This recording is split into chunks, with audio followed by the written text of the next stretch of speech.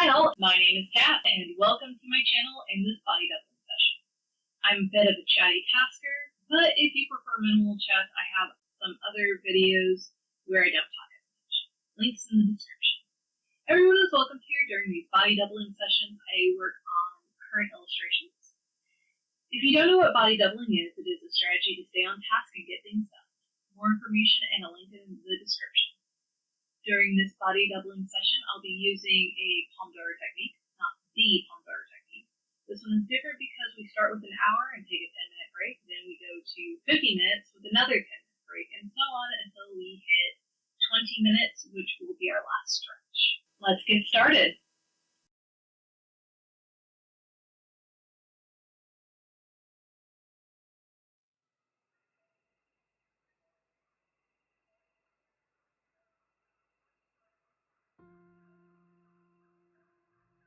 Hello, hello, hello. Good morning, everyone. I have no idea how my audio is going because for some reason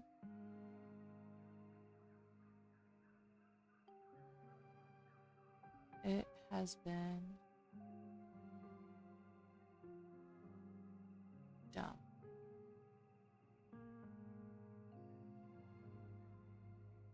Let's just go with it. It's been dumb. Anyways, yeah.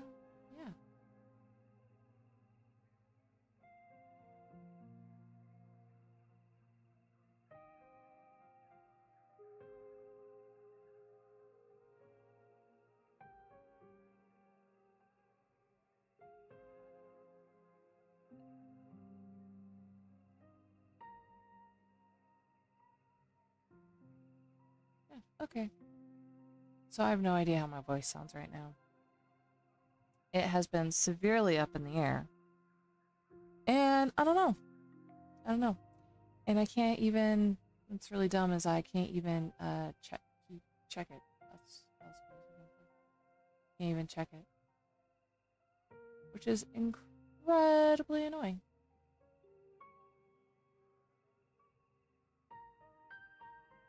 I don't know why. But c'est la vie.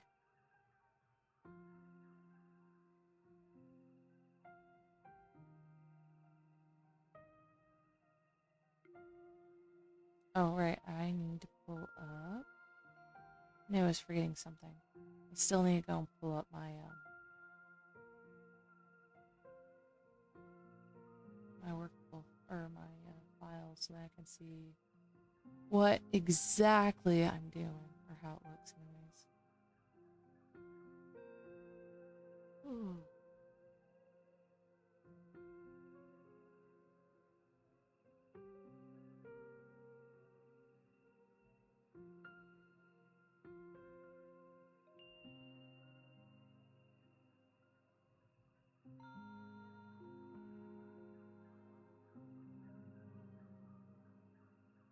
Anyways.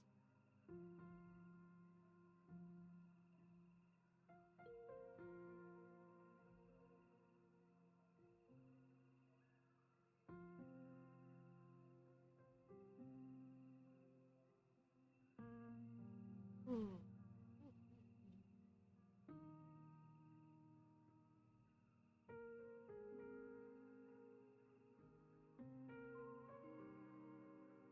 And yeah, I don't have my little dude with me right now. Sorry.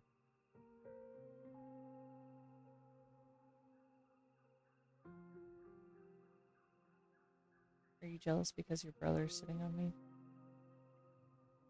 Oh no.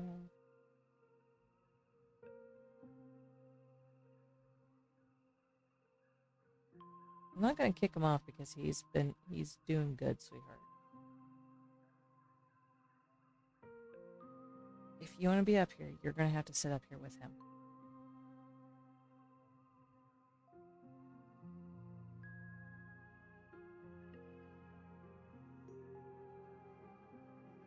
Good girl. I know, that's not what you want. You want me all to your lonesome.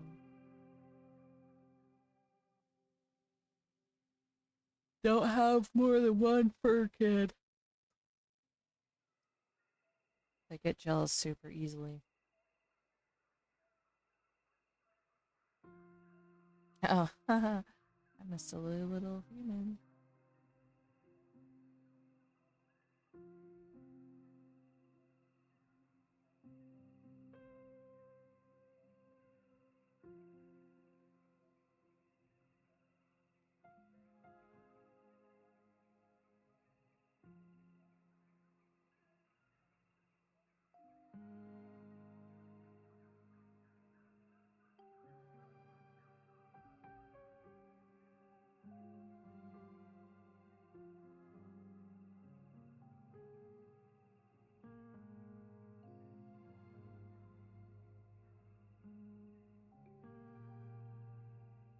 We have to go and change that line. Let's be real, I totally am.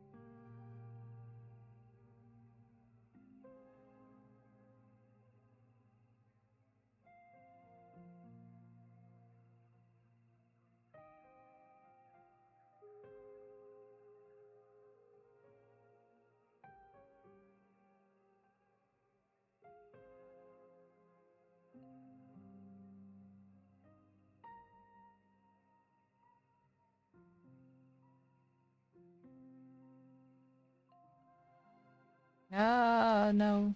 Bad things. Bad things. Danger, Will Robinson. Danger. Danger.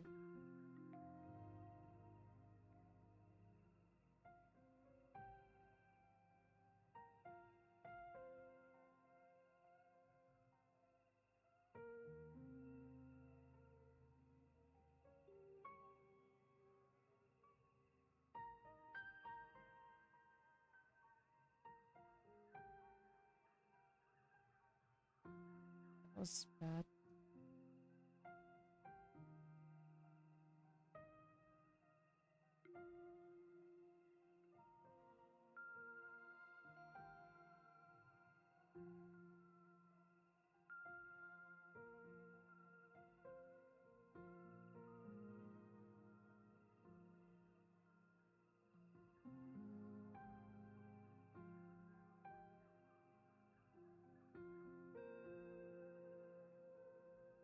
Alright.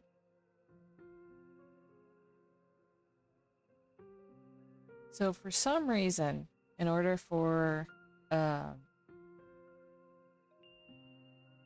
this to actually like show up in my little like miniature thing in the photos, you know how Windows has photos and everything, has the little photo box. In order for it to show up, I kind of have to I have to go and put on the here, I'll just show you real quick. I have to have this little thing up. I don't know why, but it doesn't change unless it's there. Like so. Ta-da! It needs way more shadows.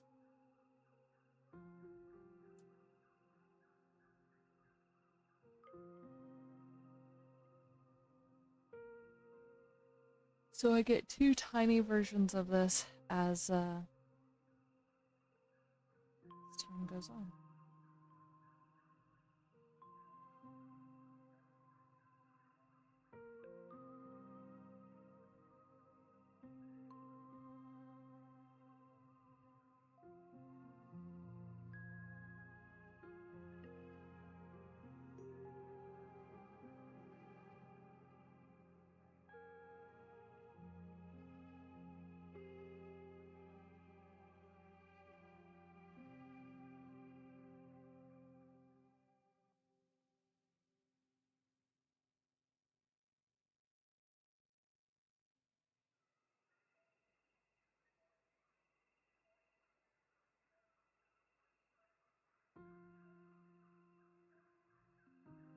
Let's go ahead. Whoa.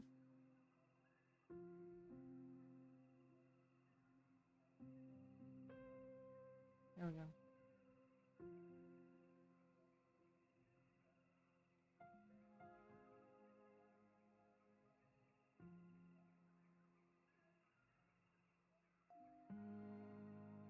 Let's look at this.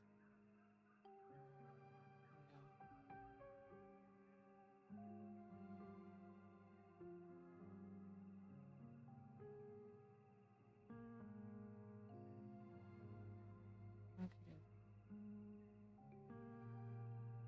Now that all the line work is done, I can go and find these.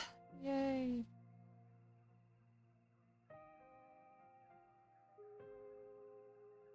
Oh yeah, I still need.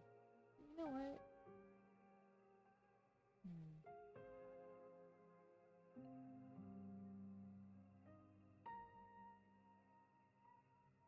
Oh wait, I'm in the wrong section.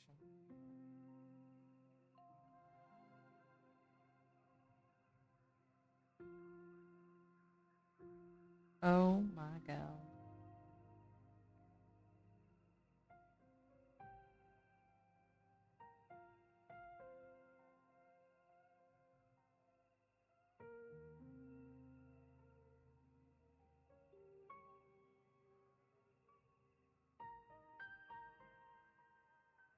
Cleanup time.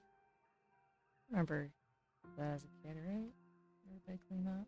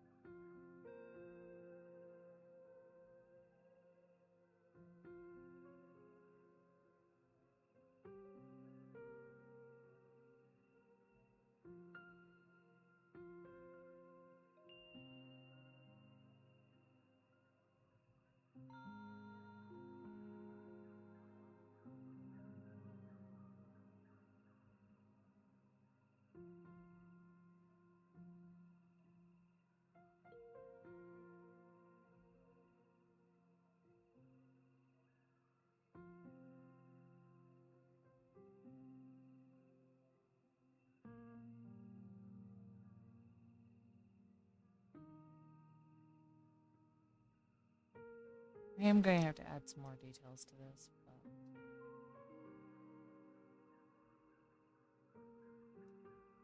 Ah, not what I wanted, bro.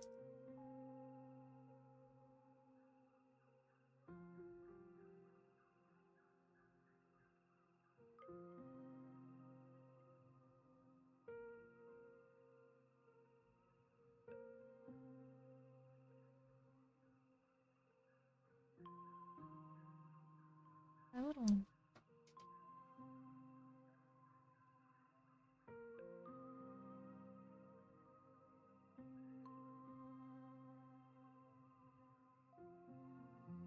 There we go. Little one.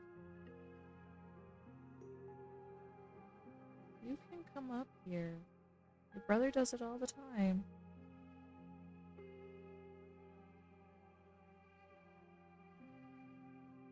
Even with you being on the lap. Both of you can sit up here. This means I fatigue a little bit faster, but it's fine.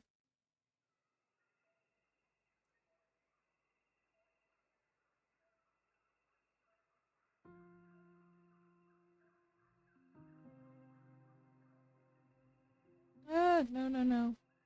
Bugger.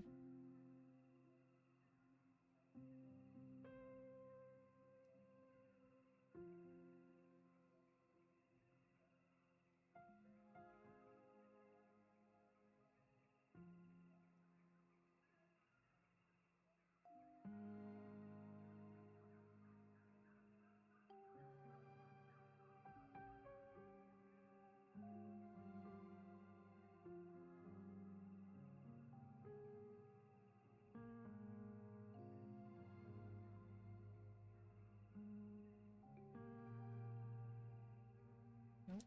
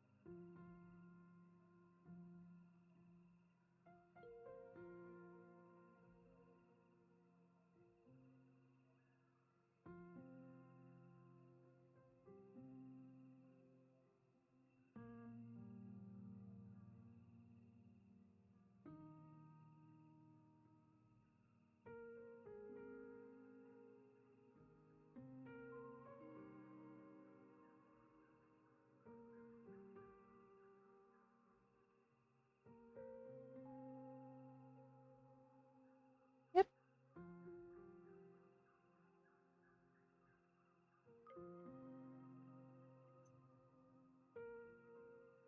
Little one, come here. Come on. You can do it. Yep. Come on. Come here. Oh, careful. There we go. There we go. You're okay. You're okay. Do not do that. She has every right to be up here, just like you.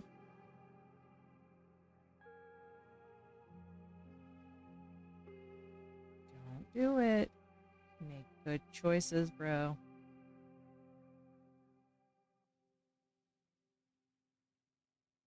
Hi. What you thinking? I know you're thinking something.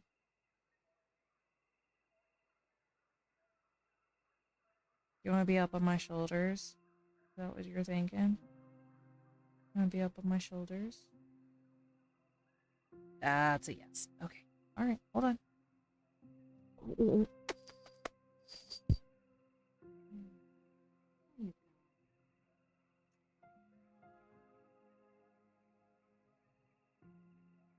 Really?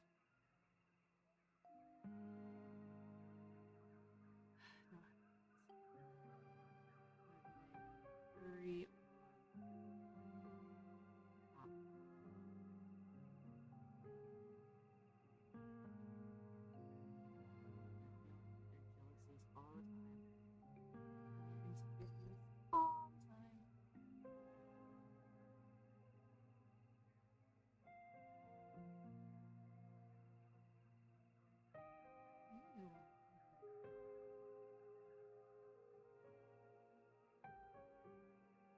You're jealous of your brother.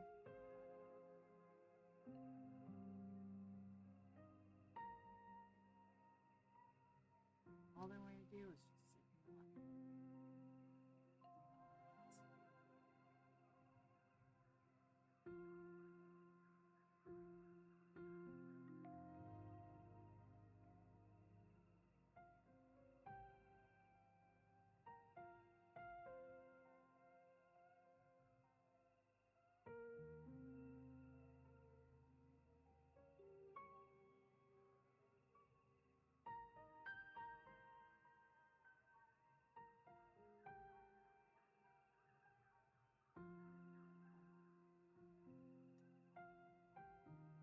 You want to sit in that nap now that your brother has vacated the spot? Alright, there you go. Oh, neither of you want to sit. Hi, Vay.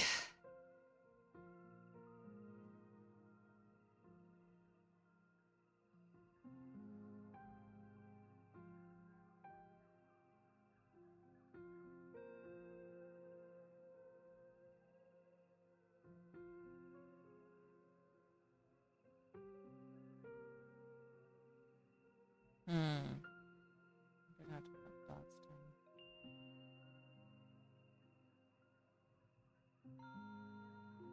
I need to bring my halftones up so that I'm not like spending all this time trying to find my freaking halftones.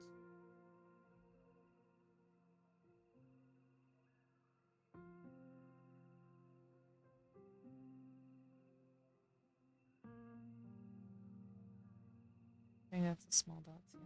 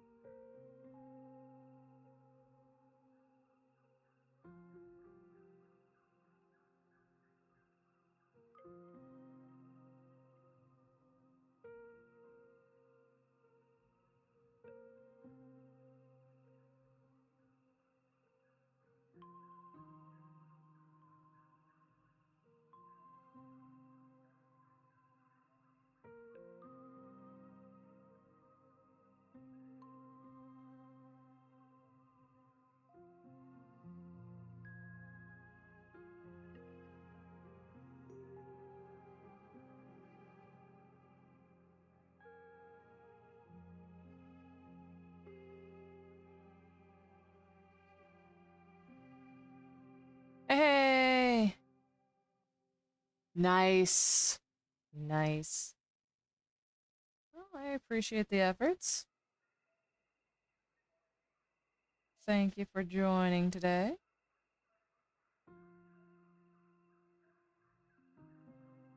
I appreciate it very, very much.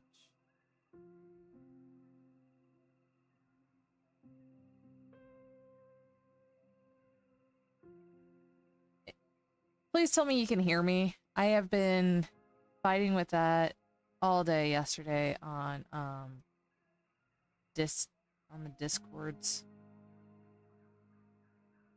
Literally, so I joined a channel to go and do body doubling work, right? Because I was very much in a work thing yesterday. I was in the zone for work. Oh no.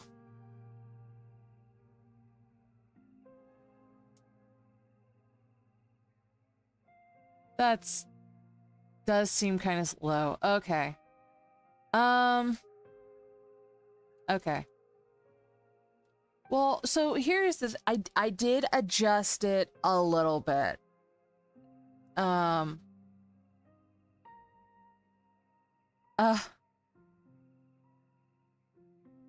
Okay. I did adjust it a little bit because, I don't know if something ended up happening, on my thing.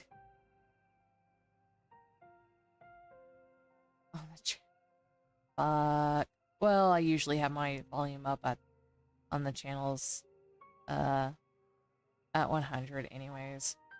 And then I back off from there. Yeah, same here. No. No, the storms have cooled off. Cooled off. Actually, I think we're due for some, later this week. Well, I say later this week, but it's freaking Thursday, so... No, I think we're due for some next week. Anyways, oh, thanks! Yeah. I wasn't sure if that was coming through. I turned it way down low because I'm not wanting to dick around with the dipping, that you do with this kind of stuff. And I was just like, I don't want to deal with that, so I'm just gonna go and have it super low. And anyways, so I'm on Discord, and everybody in the channel is like, nice. And literally everybody who pops in and hears me speak, they're like, your volume's super low. I'm like, bro, I don't know what to tell you. This is all set up for streaming, and I am not about to go and dick around with it. Yeah. So. Yep. Oh, you know what? I didn't check the edges on this. I only checked the...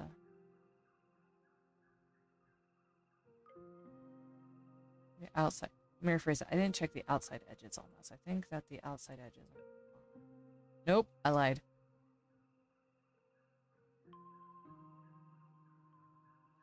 Well, see, I have this thing called, or I've got this thing downloaded on here that is supposed to actually make it freaking work. Yeah, it's supposed to go and make OBS the master control for, or my OBS settings the master control for all my audio, visual, or for all my audio stuff. It's got a virtual aux cable, and for some reason, so a couple of things have been going on with the Discord, or not the Discord, the OBS, and I'm not sure if it is because of changes or what, but, or if it's even, actually, you know what, I need to check to see if I need to update the aux cable or something, the virtual aux cable. And maybe, I don't know, but it just would not read. Like, I had it going and it was just like, nope, this doesn't exist. I'm just sitting here like, here I am talking to people and they can't hear me. I was very, very unhappy. So I had to dig around with that yesterday. I was like, okay, I'm just gonna go and leave this sign here that says, yes, my stuff is low. I'm sorry. Just turn up the volume as much as you can. Or equalize me. So I have a similar layout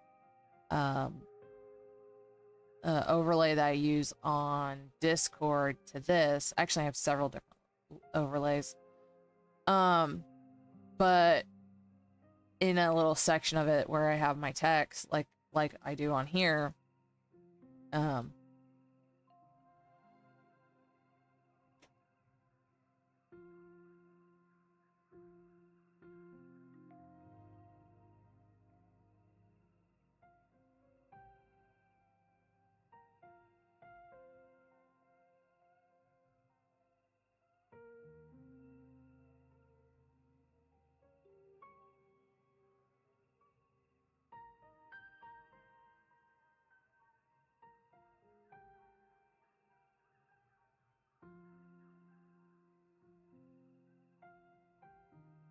not what I should be doing at the moment, but I am looking at this before I go and forget it.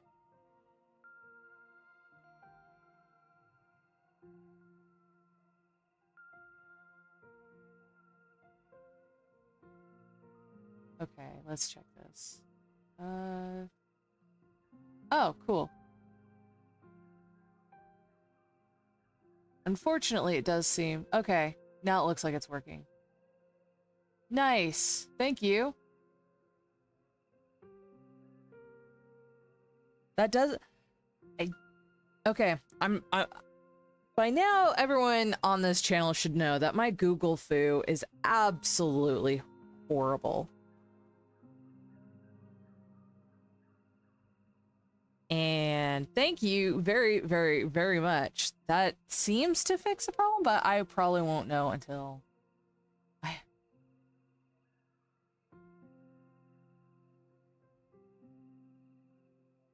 Nothing else this afternoon I should be... Hey, that's up to you. You do not have to. But I do appreciate the whole, like, yeah, let's go and figure this thing out. I 100% appreciate it. Hi, baby. Hi. What's wrong? Aw, hugs. I do appreciate it. Oh, you're all good. You're all good. Hi, baby. Yes, hi. Patience is wanting hugs right now. She's wanting cuddles and hugs. Hi. Are you okay? Are you okay, baby? Are you feeling jelly? Are you feeling jelly? Yes. Yes. So right now, I am one-handed on this.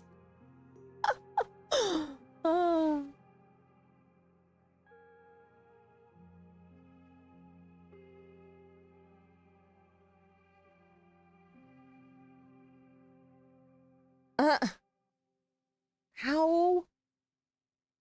Baby, I love you. You don't need to nip me. You know that that I'm going to cuddle you. Well, I do need to fix that. Okay, good, good. Let's go and make you smaller so they don't have as much to erase. Hi, baby. Yes. Well, I greatly appreciate it, but you do not have to have your yes. You do not have to have the hubby go and help. I do appreciate, but still. You know. No, I have the best luck when it comes to technology. It's actually a family curse, I think.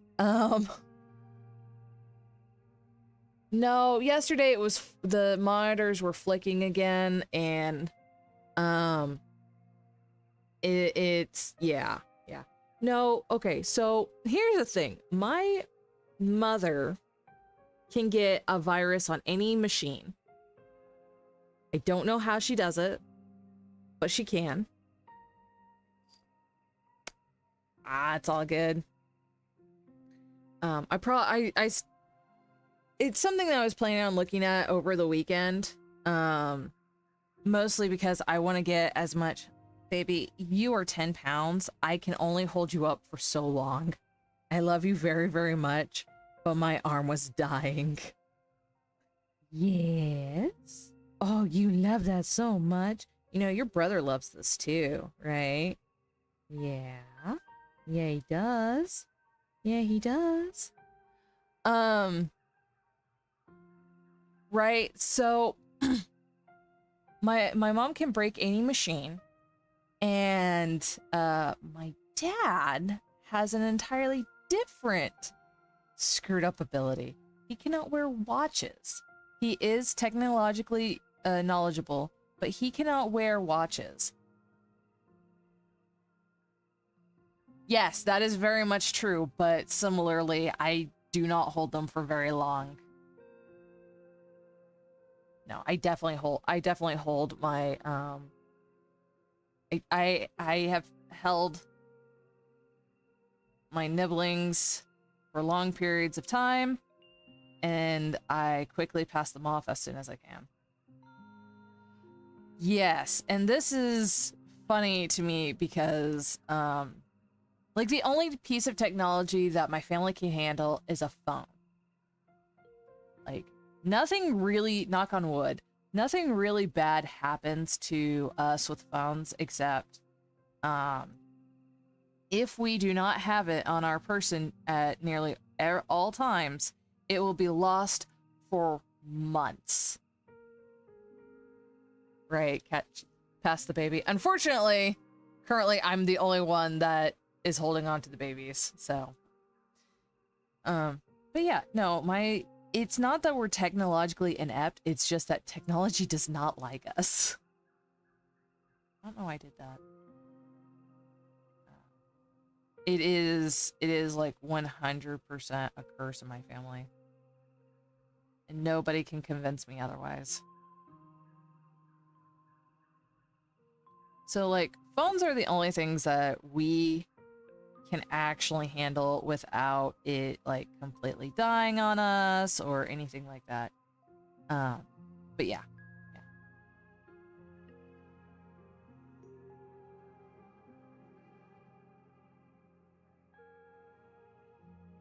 Oh man, okay. So when I was pet sitting full time, I still do it part time. I do enjoy the pets and everything. But I definitely go and do the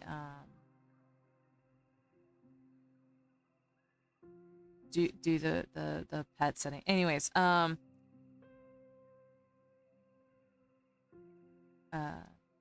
would turn off my phone. I literally would turn off my phone because I couldn't handle the consistent messaging that I got. Like I turned off all the beeps and everything.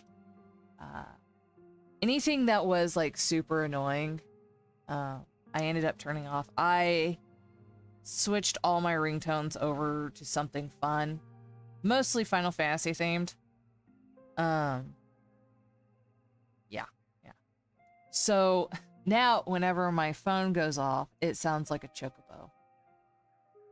And it freaks everyone out because they're like, what the hell is that thing? Like, it's a chocobo, it's my phone, don't worry about it, it's all good. And they're all like, what? I was like, well, you know, no, you noticed it. Yeah, see, that's the thing is that, well, now I've got it set up so then I've got my so now that I've got the Google Google phone number, I'm not touching the remakes. Not freaking touching the remakes. I don't understand why everyone's like, oh my god, Final Fantasy 8 is so awesome. It's not. Or 7. Final Fantasy 7. It's not. I'm sorry, it's really not. It's not visually pleasing. There's nothing about it for me to go and yeah, Googlefy. So I have for business reasons, I do have a Google number, and I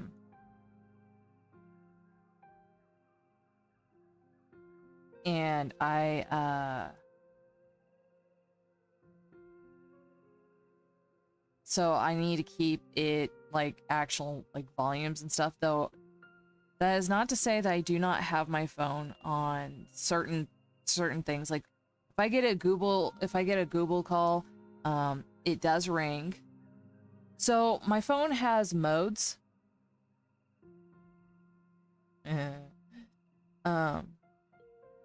Right. I learned that the hard way with the pet setting. Now we've got a different system and I don't have to worry about it as much, but I still have people who will message me directly on my cell, and I'm just like, or on my private number. I'm just like, bro, this is the reason why I don't allow this anymore. So I've had bosses go and be like, why won't you give me your cell phone number? I'm like, you have my phone number. It's right there. They're like, it's a Google phone number. Doesn't make sense. It's not in this area code. I'm like, that's because this is my business phone number. If I get a call on this one, I know it's all businessy. And I don't, and I will treat you with niceness. That's not to say I don't treat, like if I get a random phone call from a number I don't know, that does not mean I won't be nice whenever I answer it.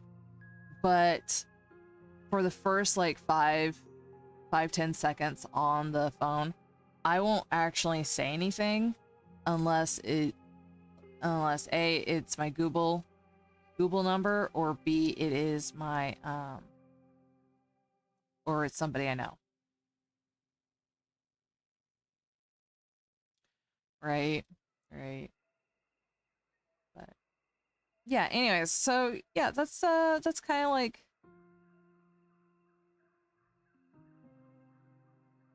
so if I don't immediately answer somebody's phone call, it's not because that I'm not wanting to talk with you. I mean, it kind of is, but it's not. It's more that I can only handle I have so many spoons, and right now somebody has used up all my spoons. I freaking love that allegory. I love the spoon comparison. It's easier for people to understand. Oh, right, I need to drop that so that I can actually see what all things I'm missing. Are you telling me? No, can't be that. Read this? Oh, you are that. I gotta go and check other things.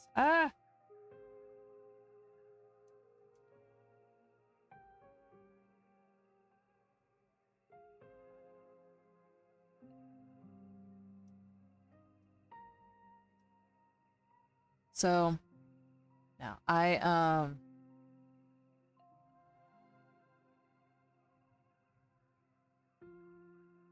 right. No, family uses a lot of spoons. It's like politics, unless you have family is like politics. It's the reason why the rest of us don't really want to deal with political BS, because we have to deal with enough of it at home that we're just like, I don't want to deal with it outside of the house. At least that's my thoughts on it. But the other thing is that, so yeah, essentially politics is like dealing with family, and family is like dealing with politics. There is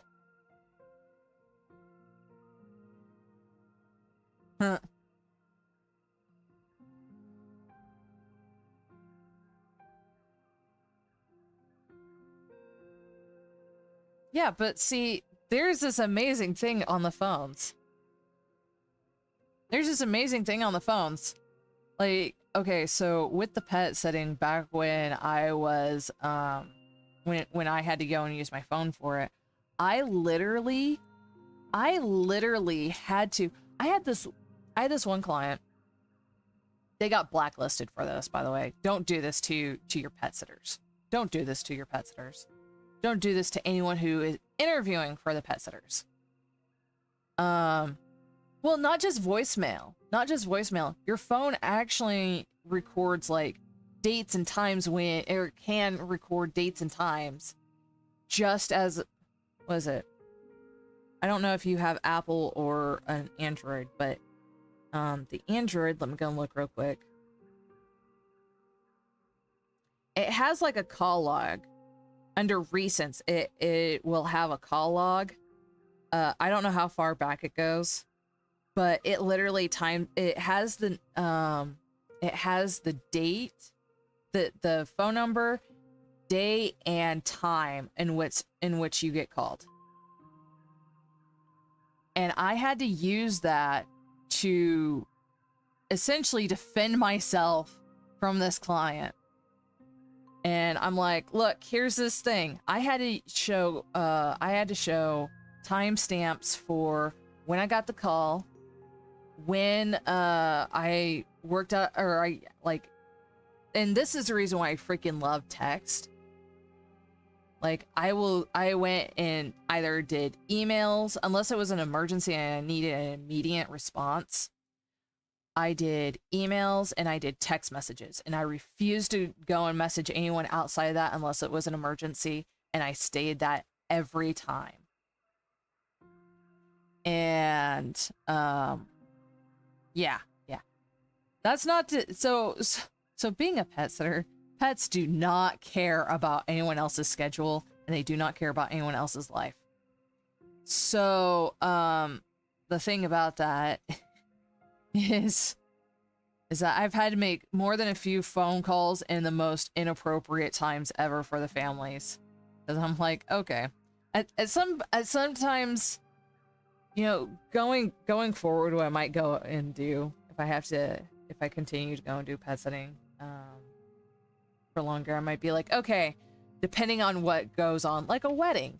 I have called people when they were literally exchanging vows, telling them that their pet was having an emergency. So, yes. It never fucking fails. It never fucking fails. But no, I had to freaking defend myself against one particular client because, one, they accused me of being a thief. I'm sorry. Your $500 little like thrift store painting is not that interesting to me. Like, I like Bob Ross, but I will not pay $500 for that. I'm sorry. I don't care. Well, do you know the reason why? Do you know the reason why they accused me of thief? One, because I asked if they had cameras, which is an important thing to know because, you know, hey, if something were to happen, I can go and be like, all right, check out the cameras. This is what's going on. You know, I try to pass it off as something dumb like, oh, hey, I don't want to accidentally, like, I don't know, pick my nose or fall down in front of the cameras, you know, things like that, because that would just be super embarrassing because, let's face it, everyone has their things, you know. I was joking. I had recently seen a skit off of The Simpsons about that. No, it was Billy and Mandy. Grim Adventures of Billy and Mandy. Anyways, but because, you know, I have a background of an artist. Exactly, cameras can be important. I asked them, you know, hey, do you have any cameras? And they told me, yeah, they did. And 90% of the clients that we have cameras, you know. Not a big deal. Always assume that your client has cameras, then you won't be surprised. But it's something that we had to be aware of, and it was something that they were legally had to disclose anyways. But you know, and then and I asked him about the artwork because there was a painting. It was really interesting. I liked how the artist had handled the sunset lights. It was really, really nice. It actually inspired. It was the reason why I was doing the piece that Greg yelled at me for. Oh my god, that was such a great experience. I feel more bad about him yelling at me about the piece than I do actually being yelled at. Because I'm fairly certain I gave this man a heart attack. Oh, anyways, don't get me wrong, it's all burned up now. It was not a good piece, I'm not gonna lie. Anyways, but they later on contact me for the key back because whenever we go to do it, we need the key in order to get into the house because I have literally... Anyways, they call... I will tell that in a second. They called me back about it, or they called me back to go and do a key exchange. But it was like 7 o'clock at night, 8 o'clock at night, and I'm like, bro, I have literally just got home from work. I am not leaving, and this is after a full day of doing pet sitting. And I'm like, look, I can't meet you tonight. I will meet, let me go and check my schedule. I will message you in 30 minutes and I will work out a time and a place for us to go. And I'll give you a couple of different places or I'll give you a place that is in between for us to go and exchange for the key. And not even 5 minutes later, I get a call from my boss and they are like super pissed. Like super pissed off because apparently that wasn't good enough. And this wasn't the person that I was talking to either. Oh yeah. No. This wasn't the person I was talking to either. I was talking to, it was a husband and wife. And, right. Okay. That's what I need to do next. But it was a husband and wife. Oh, I need to do that section first. Yeah, it was a husband and wife, and I was communicating with the wife, and I was, setting up very clear things, and I was, and I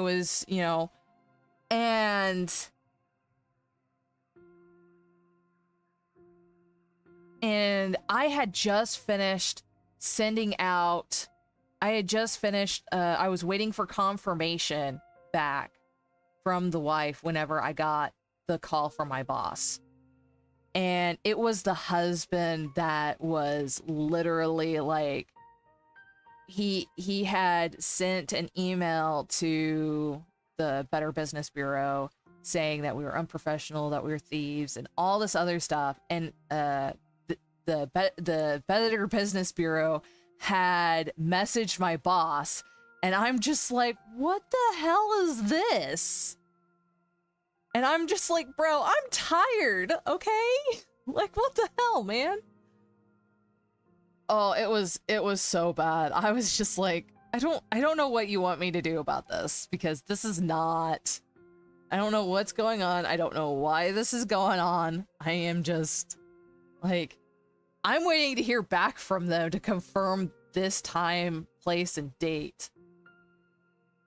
Because I sure as F was not going to be going back. I did not have the time nor energy to go and run back to their house, and they had already offered to meet at a location in between.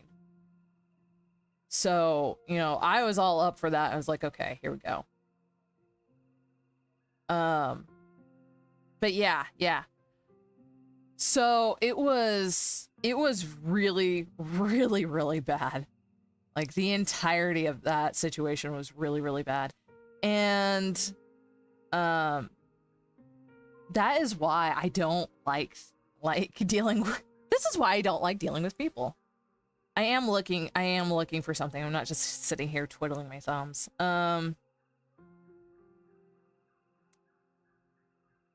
But it was,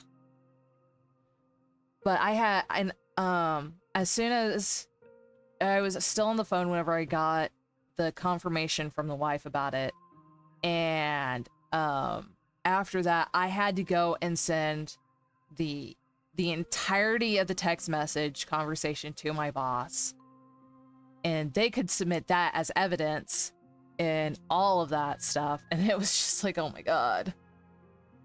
Don't be mean to the people who are providing a service for you. Okay? Don't be mean to them.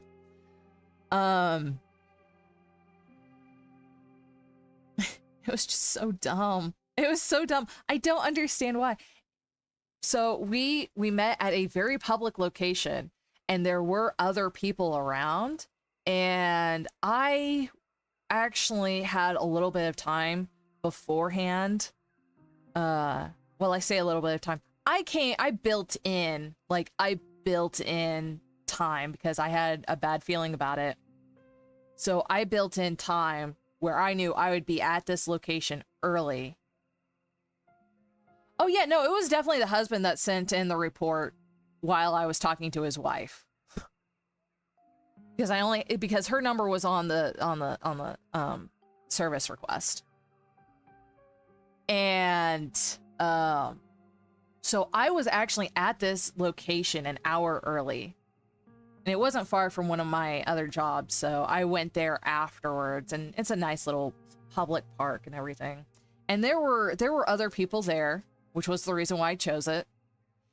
And the husband and wife came almost 30 minutes early. And I was just like, oh yeah, I knew this was gonna happen.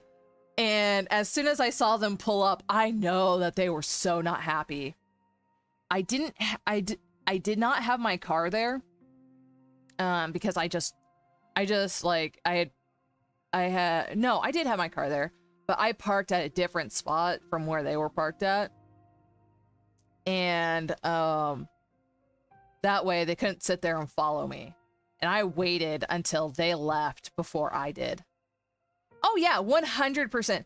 The husband did not even get out of the vehicle. They did not get out of the vehicle. Like, they saw that there were other people there, and they did not get out of the vehicle. And I recorded, like, I recorded the entire conversation, which I sent. I started recording when I saw them pull up, and I sent the video to my boss afterwards. I was like, here you go. And do you oh yeah, and do you know what and do you know what the whole thing was about? Is that they decided that we were priced too high. And yeah, they decided that we were priced too high, and that we were oh,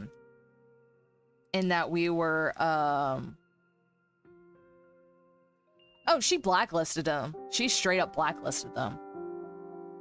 Yeah, they decided that we were priced too high and that they were going to get somebody else to go and do it. That was the whole reason for it. It was because they were too cowardly to actually say that, oh, hey, we decided that we were going to go with somebody else, which would have been fine. Yeah, exactly. Exactly. Like, look, bro. Yeah. Oh, yeah. Oh, yeah. No. It was so dumb. Yes, it is break time. I will stop talking.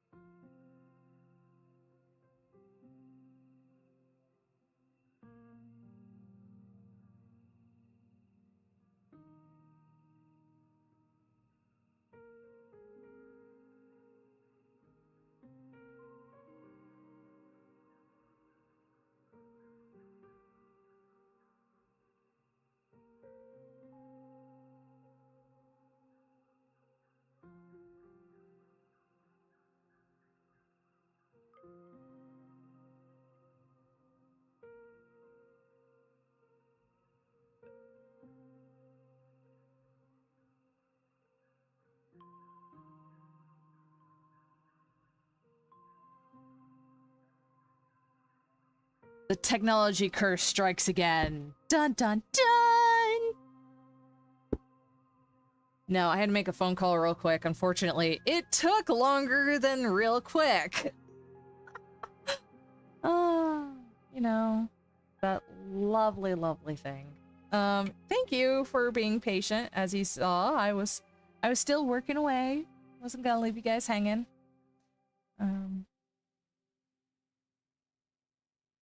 Nope.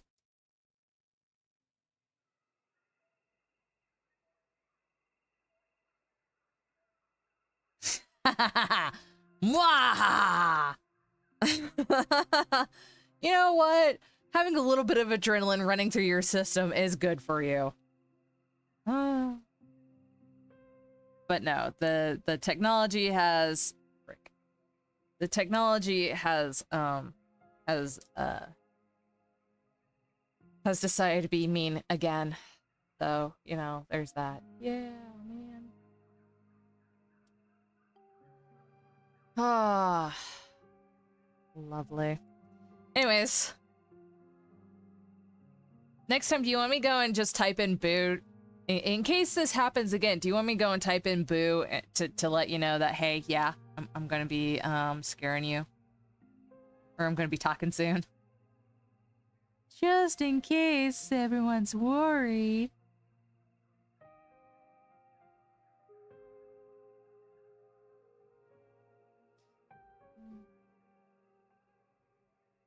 But I do appreciate you helping me out making the, with getting the volume settings right. Because if anyone hasn't noticed yet, I am very, very much volume deaf.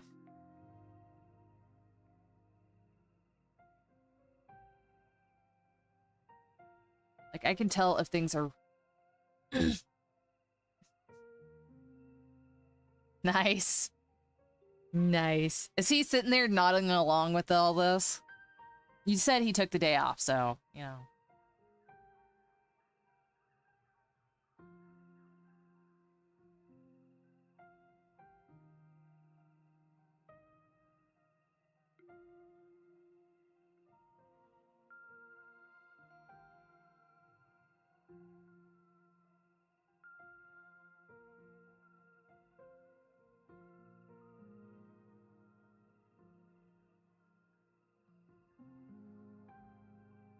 I was, as I do, I was listening to, he's upstairs probably. There's nothing wrong with the video games. As we all know, we are both very massive fans of the video game.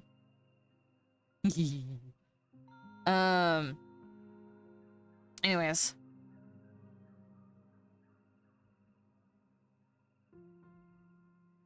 So, that's right, you said he was playing, Rebirth. I still want them to go and remake Final Fantasy VIII. And, like, do a proper remake of it like they did with 7. Like, the only reason why 7 exploded, what set such massive records, is because it was the first polygon, in the Final Fantasy series. And I'm sure that 8 also exploded too, but it wasn't as high because people had already gotten the whole polygon thing. But see, they did a really nice job on cleaning up 9. They did a really nice job cleaning up 9. They couldn't do a very good job with 8 because they lost I guess they lost the original game files for it. So I want them to completely remake. Can you imagine, like, the garden absolutely beautifully remade, like, with today's technology? I feel like 8 was made a couple years too early. Because they were doing, like, transparencies, like, all the skills that they put into 10, you can see a lot of them being in 8. Um, 9 was definitely more of a classic Final Fantasy game. I haven't beaten 9, okay? I'm going to... Alright, so I have not beaten... Okay, no, I did beat, let's see. I've not been able to play 11, and I have not been able to play, what is it? 13? No, 14. Yeah. I've not been able to play 14. And I know that you can't play 11 anymore, which sucks. And this is why I don't like MMOs, especially in games like Final Fantasy as an MMO, because when it's not popular anymore, you can't go back and play it, and so it's a lost game. It is now lost. You will never be able to go and play it. You'll never be able to go and do this, and this with it. It's really the thing about the Final Fantasy series that makes it great. Although I'm sure that if they did it like the others where you can go and play it on your phone as a mobile game, I think it would probably be really, really good. But then again, like I said, I've never played 11. But like for Final Fantasy 8, I don't think the technology was quite there to go and really, really go and express that. Because can you imagine the garden looking like it did, looking the same way that the regalia does in 15? Like, oh my god. Like, hands down, I think it was made too early. It is one of my favorite Final Fantasy games. Let's see, I haven't played 12. Actually, you know what? Yeah, I haven't played 12. I haven't played 11 or 14, and I haven't played, what, 16? I definitely haven't played the remake. I haven't played, what was it? The sequel. I haven't played the sequel to 4. I think it's 4. And I have not beaten 3, 9. I haven't beaten 3, 5, 6, 9, 10. I haven't beaten most of them, but I deeply enjoy the gameplay. I'm almost done with 3. The only problem with 3 is that I'm in a situation where I can't go forward and I can't go back. I gotta go and restart the game, which sucks. And I really, really don't want to go and do it. I really don't want to go and restart the game, but I know I have to. And it's been too long since I've played 5 and 6 for me to go and be like, yeah, I can totally go and start back where I was and know what's going on.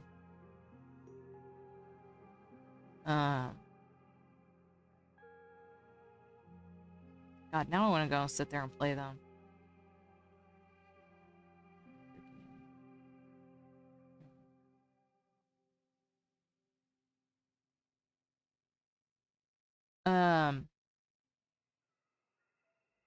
But man, I really do love the Final Fantasy series. I really do. It's an absolutely, they have pushed the limits, or as far as I can tell. Now, granted, this is just my point of view, and it's limited because I don't play a whole bunch of video games. But each time they come out with another Final Fantasy game, it pushes like the elegance, like an elegant video game. And how I say that, or why I say that, is because yeah, the armor is like super cool and has a lot of like symbology and all of that, but there's like an airiness to it that you don't really get in a lot of other games, which I know sounds weird, but it's like this shiny game. Shiny, I don't know. I don't know how to explain it. I won't say it's polished because no. You want to talk about a polished game, go and freaking play Dishonored. Oh my god, is that game like polished?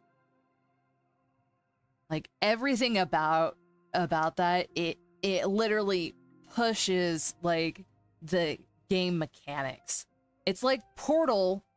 That's what it. Okay, so Final Fantasy is like a more is like the Portal game where everything's like clean and Portal is very, very clean. Even Portal 2, like overall, even though there's like dirt and explosions and all that and everything, it's very clean. Like super clean. But I guess Final Fantasy is like this nice blend between clean and rugged.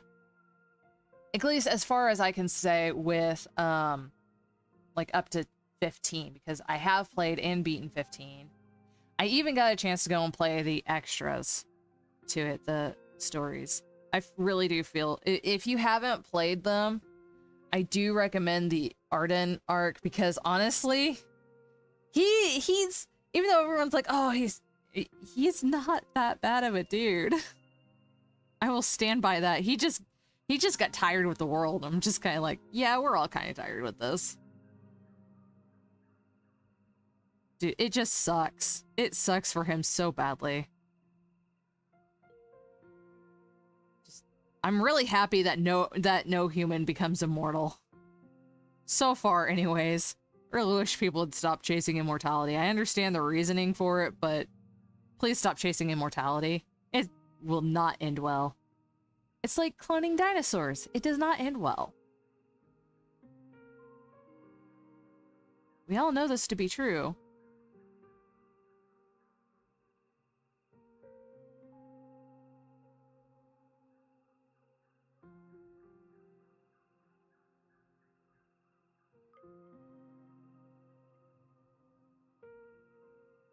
That one's way too far.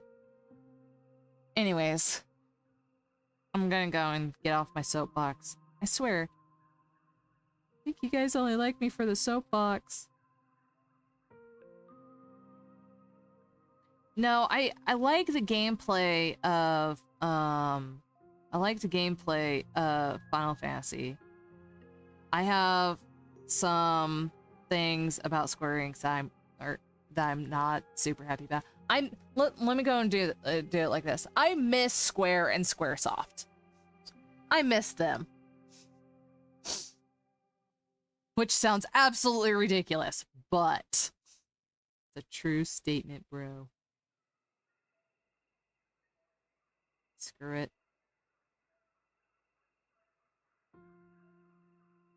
No. Okay, that'll be fine. Alright, I'm happy with that. I can erase you now. Oh, right, I need to go and put you down here.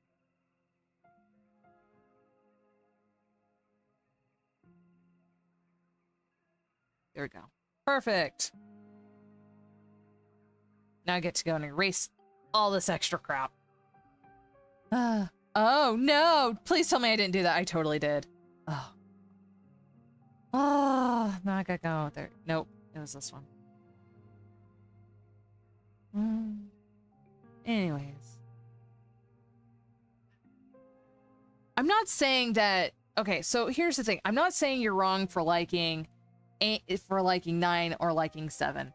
I don't understand why everyone likes 7. Except for the music. The music is banging. I don't care. Like, the only reasons why I started playing Final Fantasy was because of the music.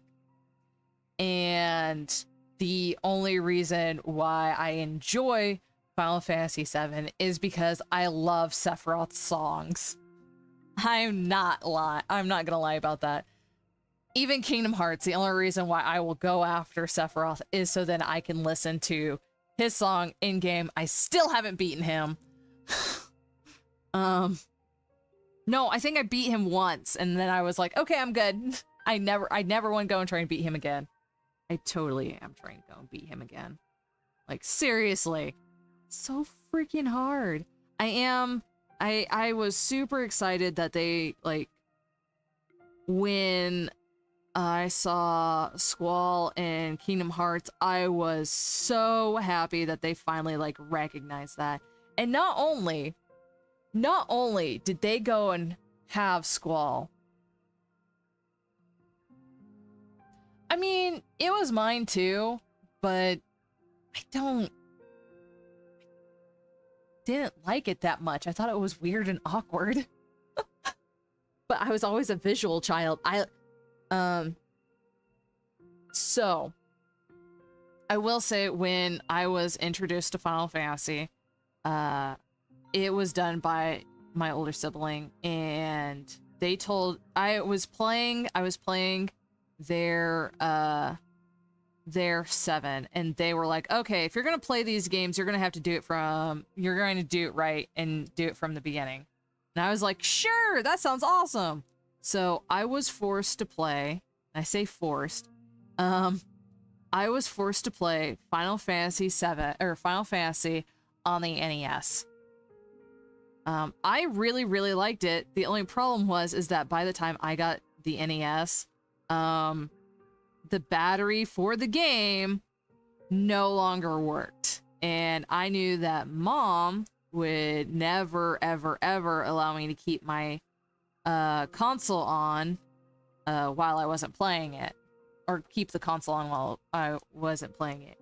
And my sibling actually let me go and borrow their console in order to go and play the game, which was super cool.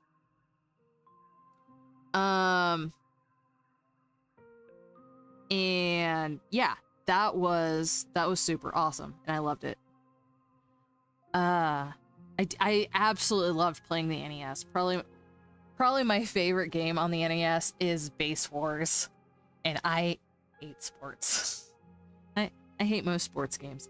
I enjoy other people's enthusiasm for sports, but I am not a sports person. I'm sorry if that hurts your feelings. I can appreciate the great amount of effort to it. It's just that it's I was in the public school system I was in the school system for way too long to not be kind of butthurt about the points of view of sports. So, not that sports are bad, there's a reason for them. But all the art folk understand what I'm getting at.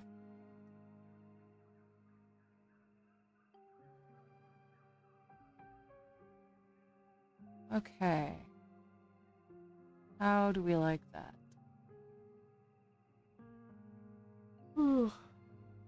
But no, that does seem to be like going back to your statement of the reason why it seems to be the most popular is because that's the one that everyone started with. That does seem to be the one, that does seem to be the reason that gets brought up the most, and I don't feel like that's really a fair way to if that's the only reason why it's so popular, then that's the only reason why Sonic or Mario's popular. I feel like there's a bit more to it, but I can understand that point of view. I hope that made sense. Doesn't make me sound like a complete douchebag. Because let's be real, this take definitely makes me sound like a douche. I'm not discounting it, I just don't understand it. And, yeah, exactly. Exactly. It is a guess. It is a guess. But, you know, I do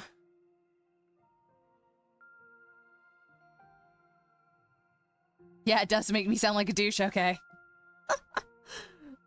I love, I love the delay, and, I love the delay because in that delay, sometimes I absolutely forget what I'm talking about. It kind of is, but I go for convoluted stories. Like, one of my favorite movies is Cloud Atlas, and you want to talk about convoluted? Oh my god. Ah.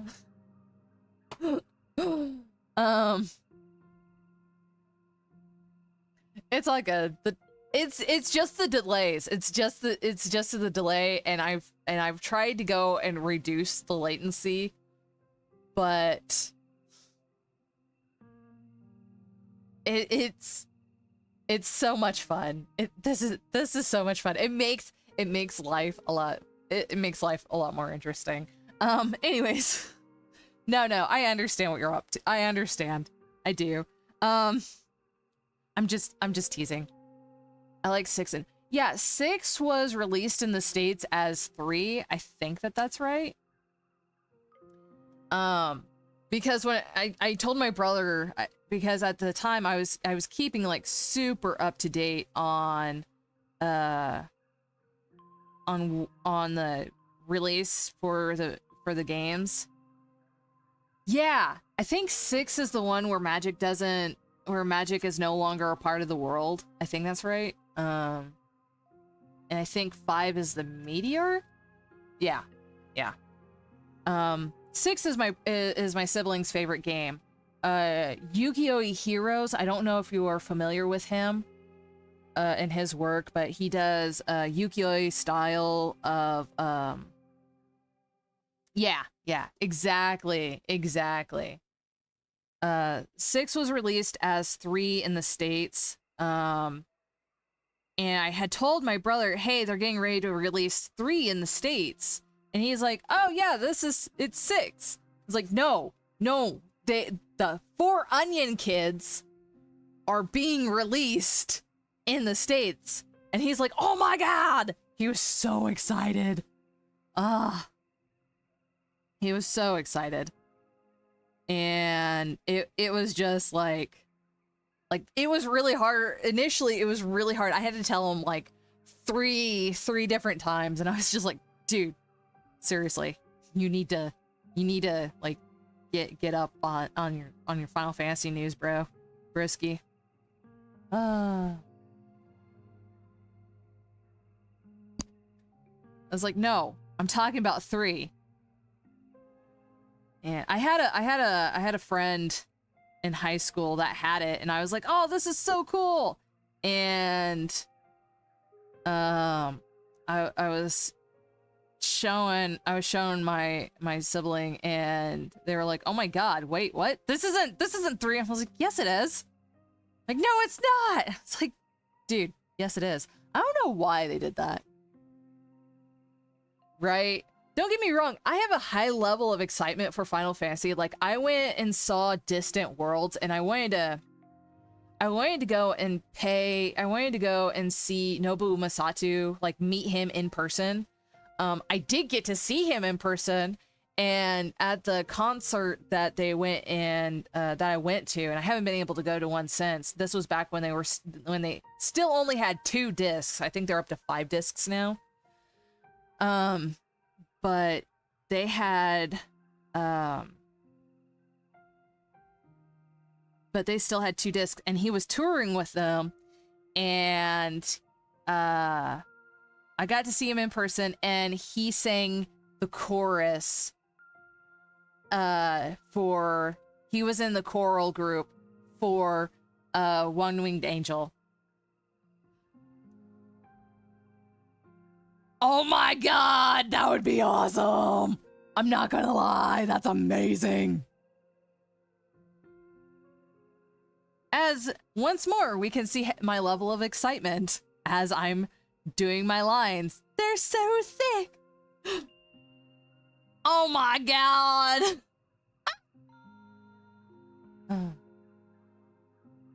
Oh my gosh. Wait. Came back up with... Wait. You didn't have like a live... You didn't have like a live concert with actual like orchestral music? Like with a full orchestra?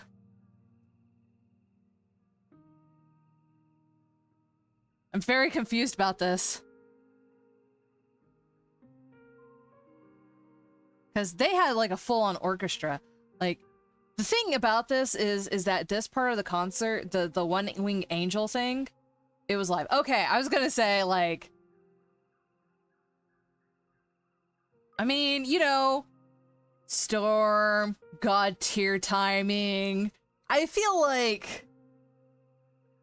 Yeah, this is why I was confused. Oh! That's awesome. Okay, that's awesome. Alright, yeah, I forgot about the visuals. Because I was more interested in the actual orchestra and the choral side of it. But what was funny about... That's awesome. That's awesome. So you gotta actually experience it as it was done back in the day. That's epic. I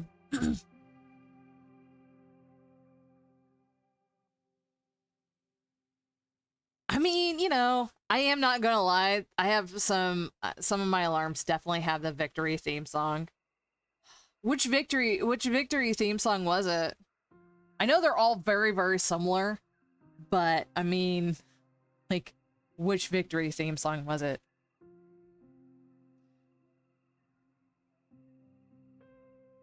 Dude, yeah, that would be epic. That would be like beyond epic.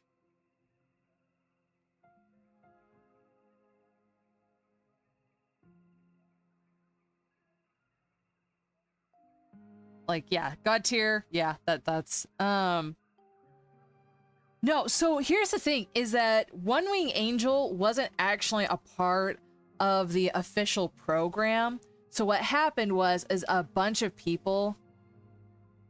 Oh, did you not get a program? I think I've got mine somewhere.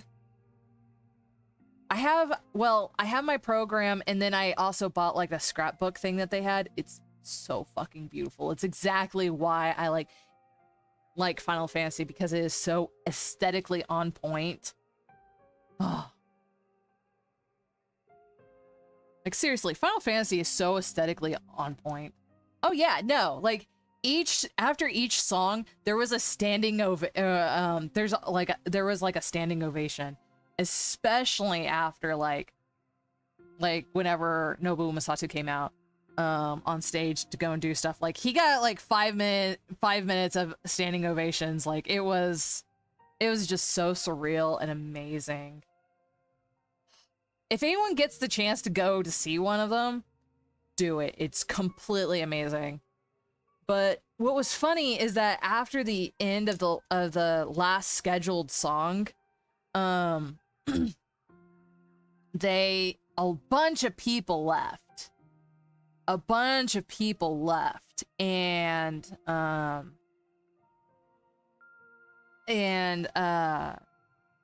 so not all of them actually got to go. And oh yeah, definitely. That would be like that would be like actually being in a Final Fantasy fight right there. Like, if it had gone from the battle song, like one of the battle songs, to one of the victory songs during the power went out during like the like a battle song, and then it came back on during a victory song, that would be like that'd be so awesome. But still, that's freaking amazing.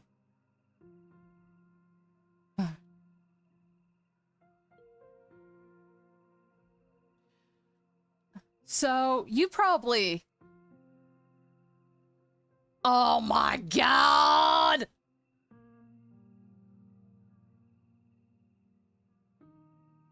Oh my god! Yeah, they had like a whole meet and greet package that I could do, and that I wanted to go and do it. And but you had to be there for both nights in order to go and do it. I think that was right.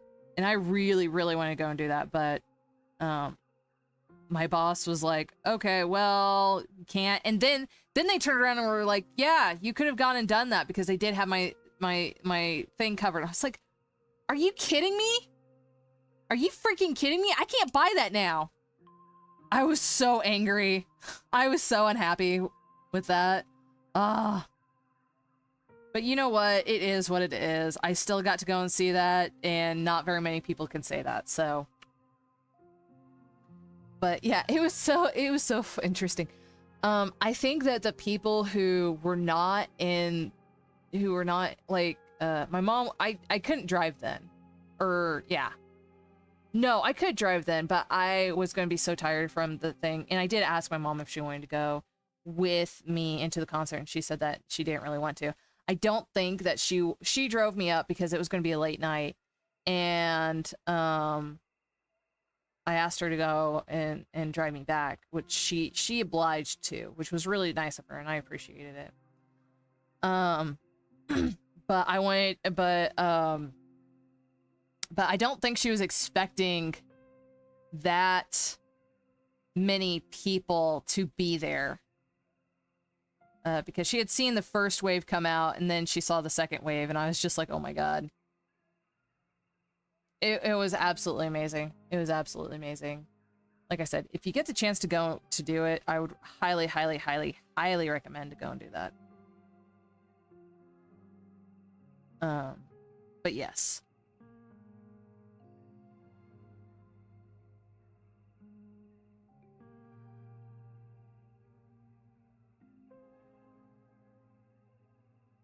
I definitely want to get the rest of the songs, or the rest of the albums, because there is another concert that they do, which is a little bit different. It's like I think it's like the most minimum amount of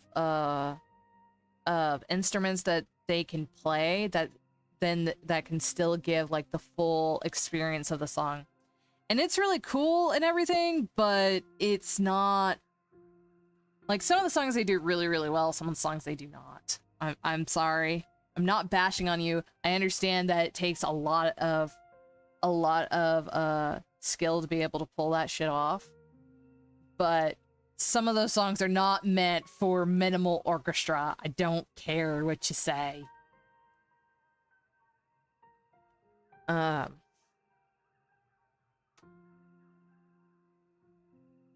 Dude, it was just fantastic. I still have the energy from that. Like, every time I think about it, I'm just like, oh my god, it was so amazing! Which I don't know if that lets you know how awesome it was or not. Clearly, Lizardi and I are sitting here just vibing on it.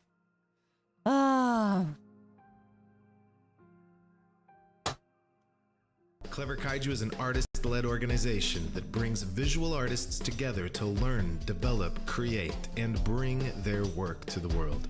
We host a live art show called The Pin Click and virtual labs with professional instructors. Check out our webcomics, online store, event schedule, and Discord community at cleverkaiju.com. That's Kaiju, cleverkaiju.com.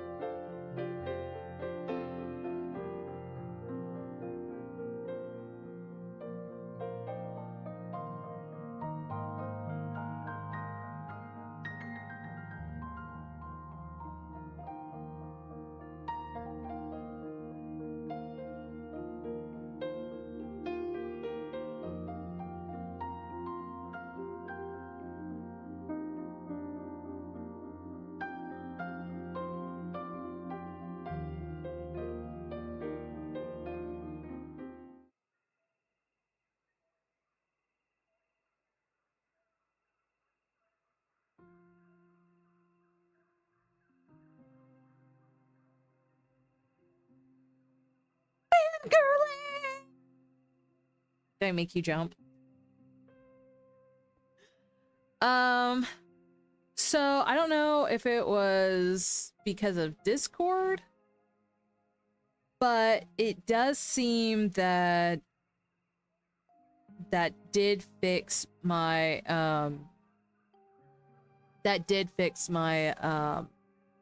my problem that I was having with my mic. Which is weird.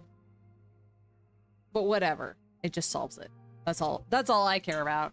I'm tested it out. But it still doesn't solve the fact that I cannot hear. Actually, you know what? There is one more little test thing that I could go and do.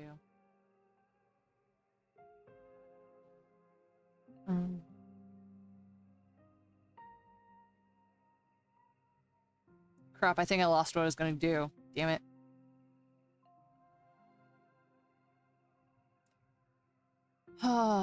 Also, with the exception of my studio, which sounds dumb, all the windows in my all the things that can be opened are opened to let the nice toasty air in. It's not actually that toasty outside, but it is going to be later.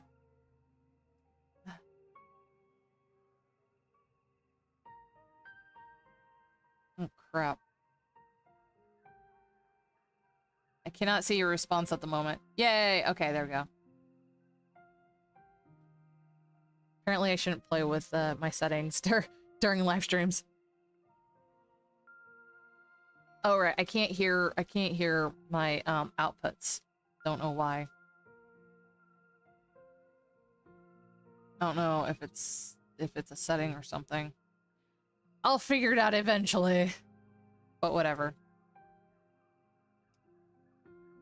Why do you do this thing?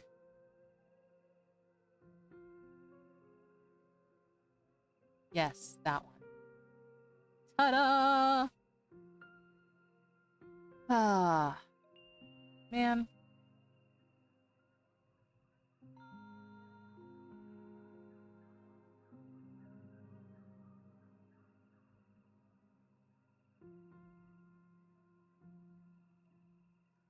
Anyways.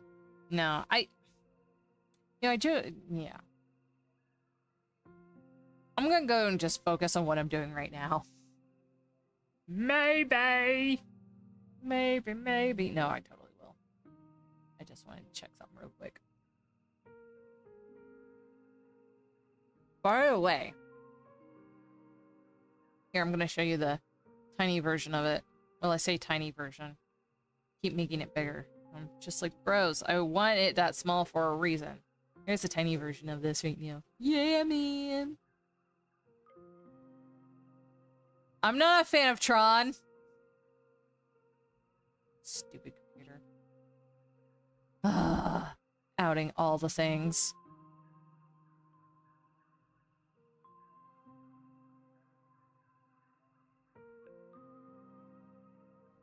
It's outing me.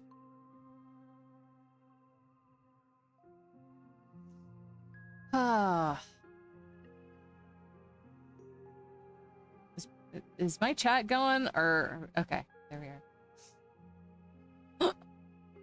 are. Man, this delay, it's killing me a little bit. All right, here, I'm gonna pull this down. Oh, good, it didn't move. How come you didn't go bigger? Yeah, this is the original one that I did for this. I'm liking what I'm doing now much better.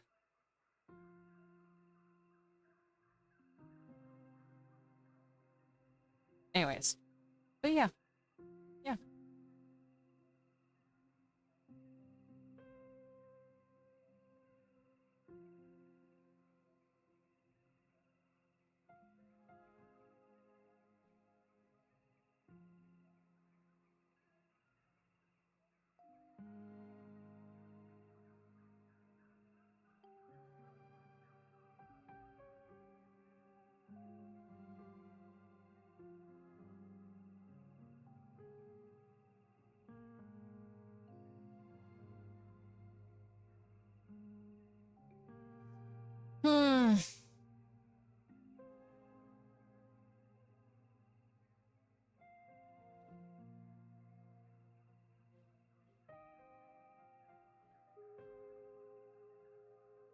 My battery is draining, but I don't know what's draining it. By the way, my battery, I mean like my energy level battery, not like battery on anything else. I want to get this done way before this hits the 20-hour mark. Because this is definitely not, or at the rate that I'm able to do these, is increasing, which has been very, very awesome, and it makes me very, very happy. I think it's because I got like way too excited earlier, and there's a cost to excitement. I still haven't seen the trailer for the new Tron movie yet. I really, really want to, but I'm right.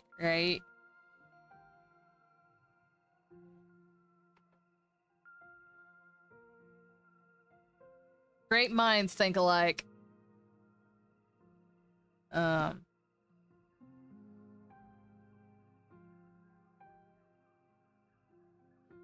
I've really got to look into that latency problem. This is what happens whenever you do everything on your own and you kind of just randomly decide to go and do it before doing all the research you need for it.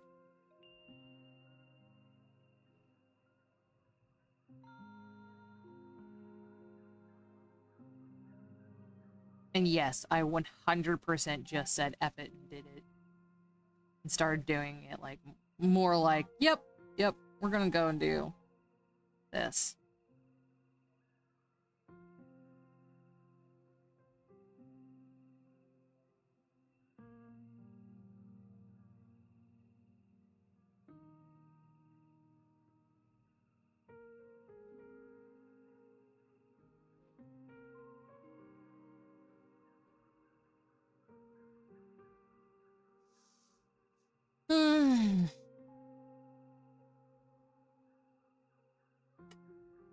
Now, let's see. Oh my goodness. How dare it not do that? Let me check something real quick.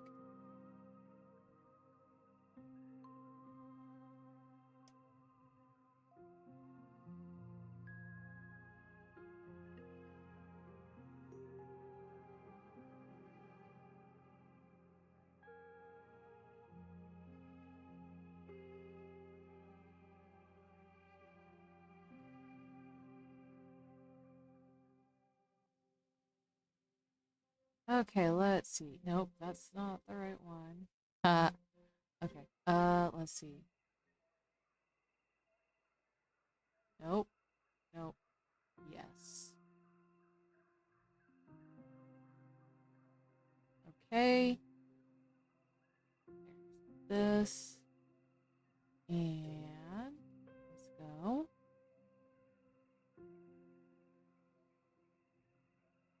Yeah, that's not what I'm interested in doing.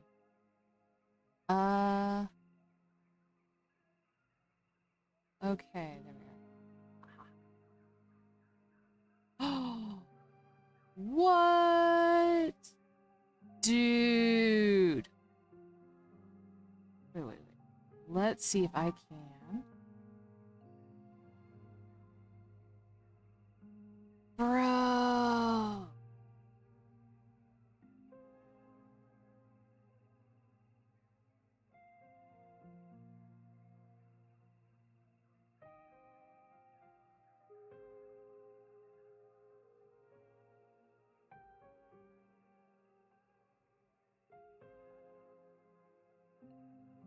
Okay. Well, that's weird.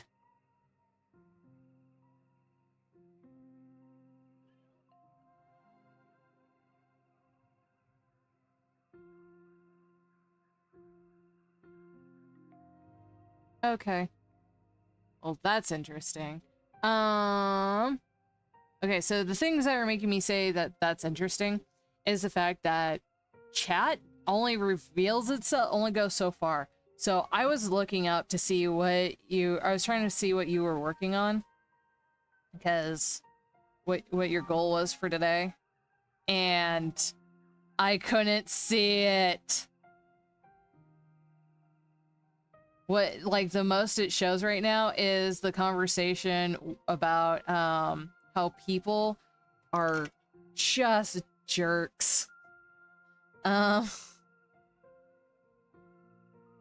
Oh yeah, no, the wife was totally nice and absolutely wonderful, but on that part. But yeah, we'll never ever work with them again. You're not too chatty. It's not you. I think it's just how that works. I think it's like a timed thing more so than a thing, because you know it does do the replay and all that. It lets you go and do the chat replay.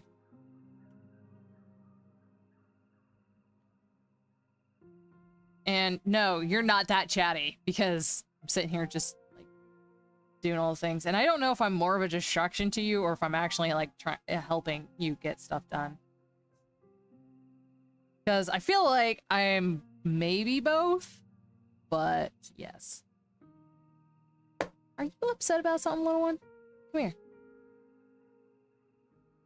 Do you want to be on my lap? Is that what you were waiting on? Okay, come on. Good girl. I'm sorry. That's right. That's right. Look at you go be awesome figuring out color palettes. Me, on the other hand, I'm just like, okay.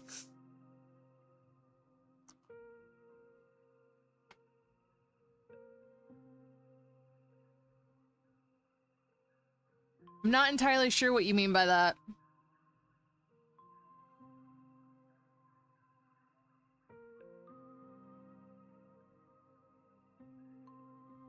What do you mean by the color set? Is that the color library, or is that...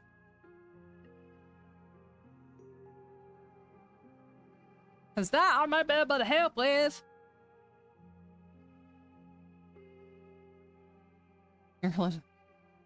It can be. I mean, have you, what you can do is, well, I don't know how you're getting your colors. I don't know how you're getting your colors. I just go online and check for different colors. Okay, yeah.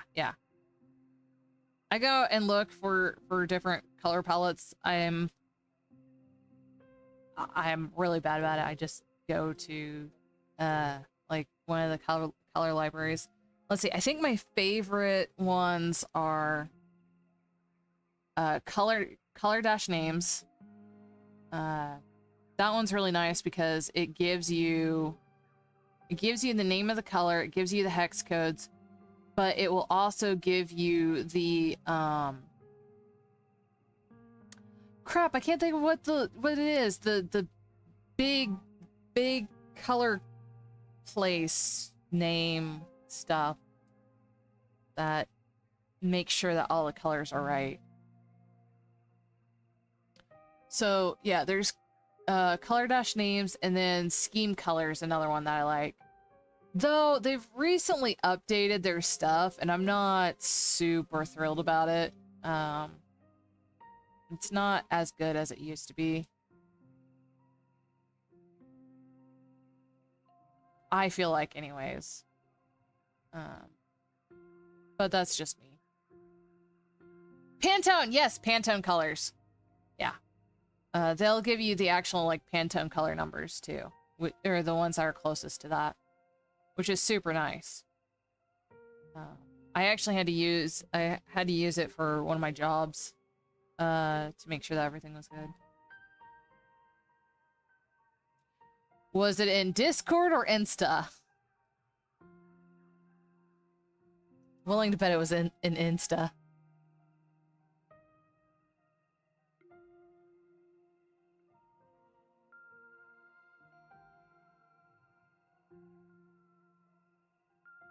Haha, knew it.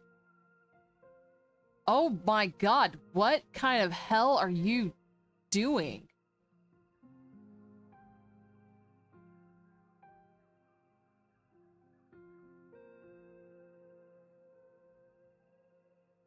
Why would you torture yourself like this? Not to sound like an absolute... Not to, like, be overly... Oh my god. Oh my god. Help to limit your colors?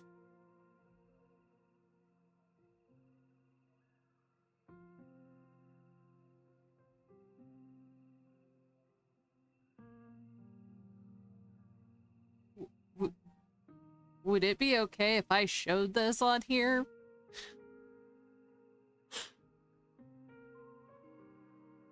I mean, I'm just like absolutely terrified. So I do have a question. I do have a question. The purple triangle here. The purple triangle here, is this the actual like color from the dioxide purple? Okay. All right. So, here we go. Don't usually show shit like this online. But, so is this dioxide purple the same color as this purple triangle? What you're doing is essentially making it I'm gonna butcher this, a gaunt map. G-A-M-U-T. I think that's how you pronounce it, or say it's spelled, how it's spelled. But you're creating a gaunt map, and I'm just like, bro. But is the... I mean, that's fair, but the thing that I'm questioning, though, is... Okay, it's irrelevant. It's not to actually, like, make them all the same tonnage and everything. Okay. Okay. That's... a lot of stuff. This actually hurts my brain. I'm sorry, it does. If it works for you, by all means, go forth. But oh my god. Actually, there is a website. You may like this.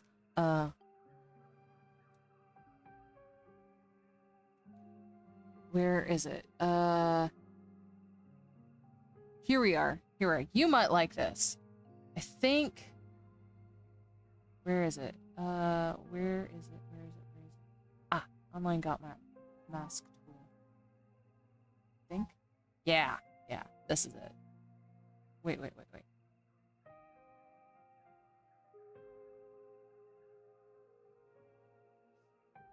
No, I understand the theory on it. I just... Okay.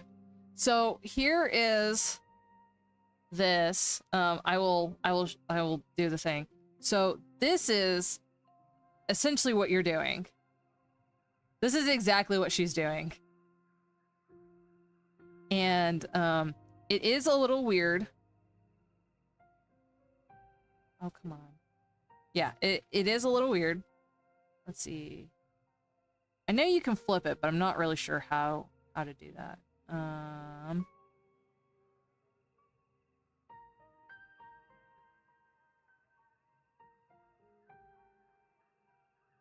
Anyways, I know that there's a way you can flip it, but this is essentially what you're doing. And this is a little bit less jarring because you don't have like all the names and everything, but it's absolutely fine. I have used this every now and again, and you can switch between the standard and the Urumbi wheel. I prefer working with the Urumbi wheel. I mean, that's fair. That's fair. I'm not discounting that. I'm not at all discounting that. It's just, it hurts my brain more because there's a lot more extra lines in it. In the one that you sent.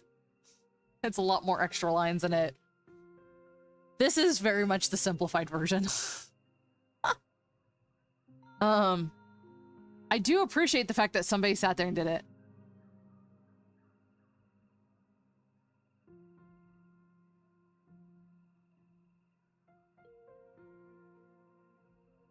Yeah. I like the fact that he actually has the colors on the scale and where they go, which is super nice, and their names and everything. But oh my god. Oh my god.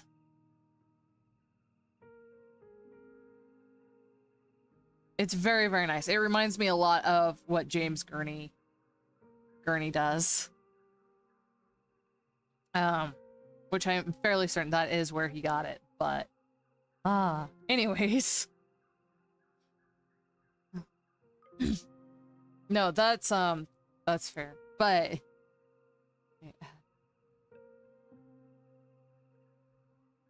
okay, yeah. You didn't break my brain. You didn't break my brain. The person who originally did it broke my brain.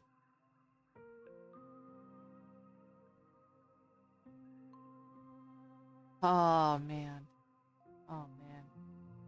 That was a lot. I was not expecting that. See, I used the other things so that I don't break my brain. Because I do... So when I approach colors, I usually approach it from the light aspect. No, that's fine. I appreciate that. I appreciate that. That was very good. I figured it was either you... I figured it was, like, on there.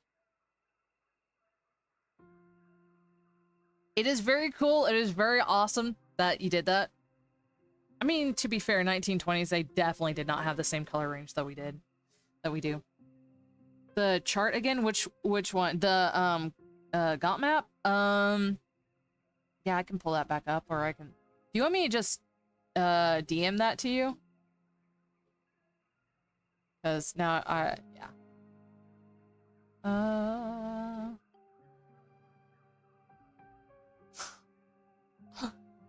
All right, let's there it is. Well, maybe. Oh, there it is. Being masked.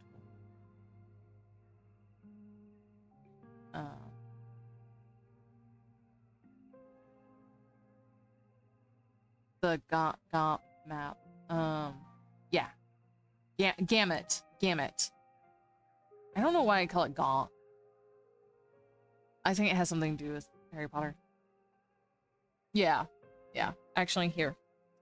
I don't know if I can. Oh my god, I can! Yay!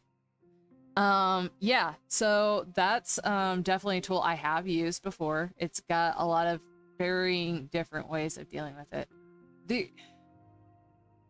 I know that there's a way that you can go and change the thing. I just don't know where.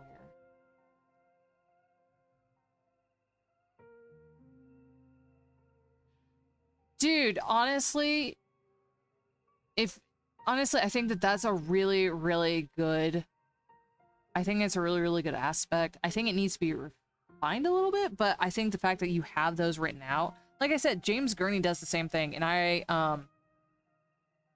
have definitely sat there and tried to go and make my own gamut map for my color pencils. In James Gurney's Bible of Light and Color, it is not called Bible, but it pretty much is the Bible of color theory.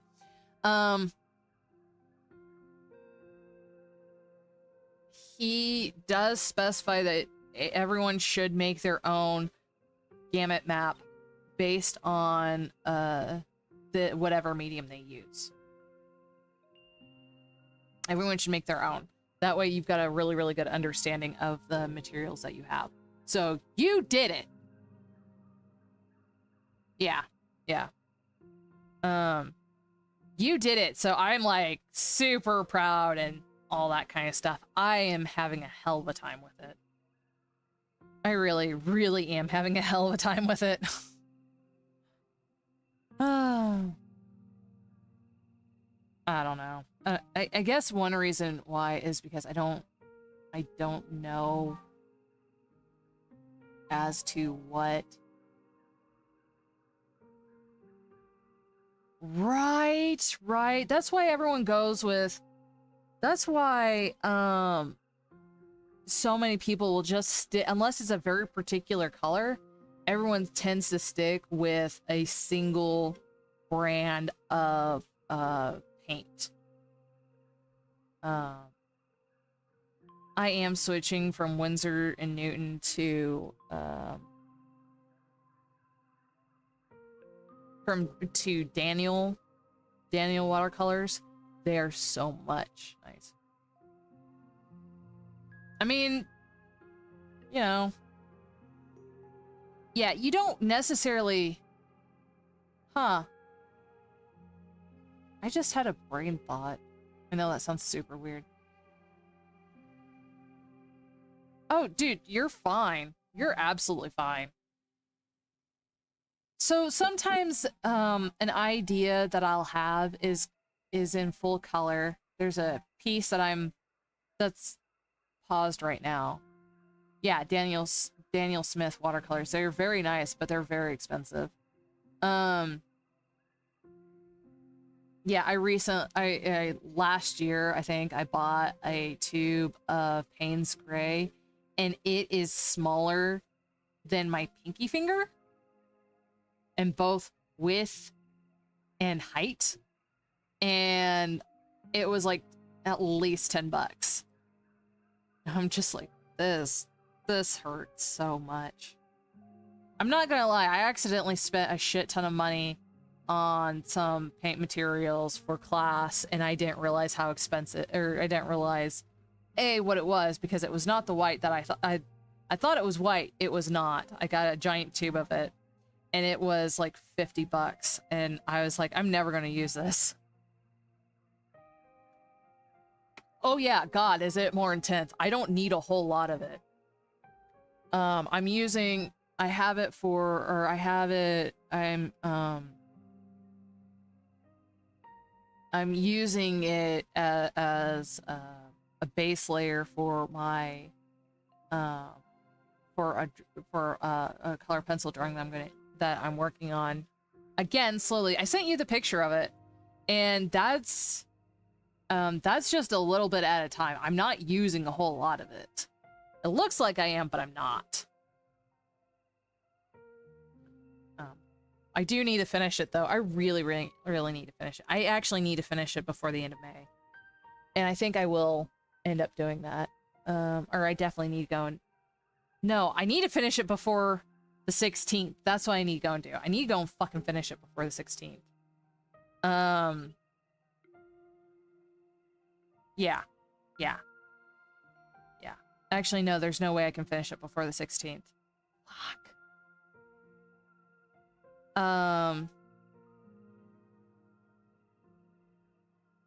But yeah, no, it's just super like... I wonder... Okay, give me like half a minute, because now I'm curious. Or now I kind of want to show you guys. Give me half a minute. I gotta go and find it.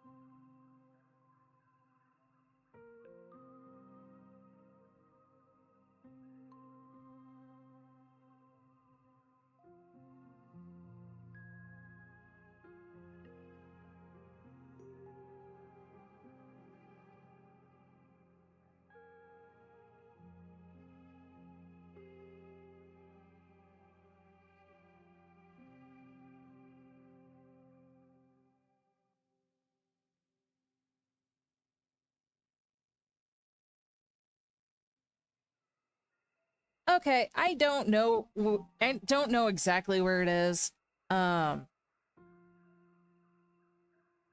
but I think I've got a pretty good idea of where it's at. I'll show it to you guys tomorrow. How's that? No, so I rent out studio space at a gallery, but shenanigans have happened and I had to move a bunch of my stuff from the gallery. So I don't know where everything's at the moment. So yeah, I haven't had the will or drive to go and sit there and dig through all that stuff yet, because that's a lot of stuff that I had that I was gonna work through and try and get rid of and all that jazz. So yep. I will definitely say it's way more intense than a lot of the others that I've used. It just kills me that it's like a stupidly small amount. Because I have two different ones. I have several different, or several ones from Daniel Smith that I had gotten. And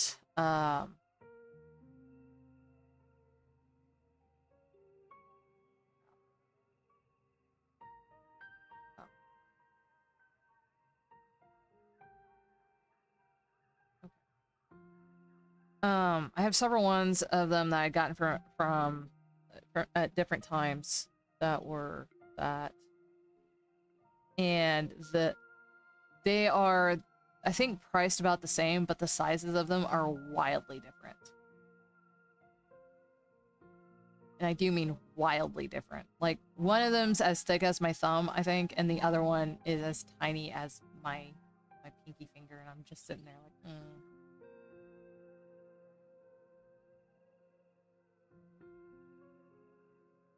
So yeah, those are my adventures. I know I need to be sitting here drawing, but I just want to share all the things.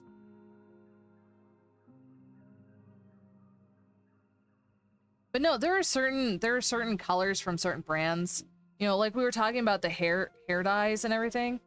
And yeah, there are certain colors from certain brands that I will always go and get from them because they are the exact color that I want them to be.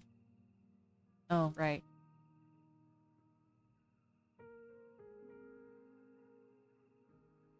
And that is, yeah, that's one of those things. Yeah, it's one of those things. I don't know if they actually still make any more of them, but I actually have a bunch of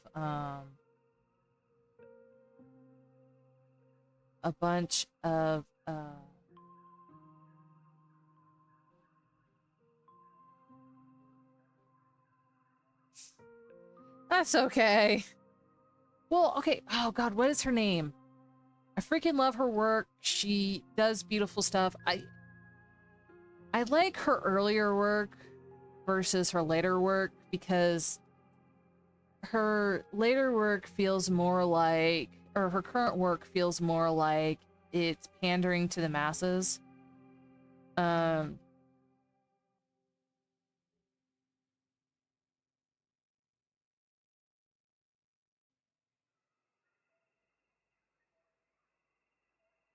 Let's see.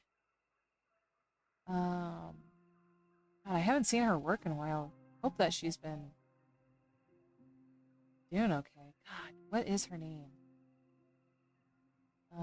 Search. You know what? Let's see. Following.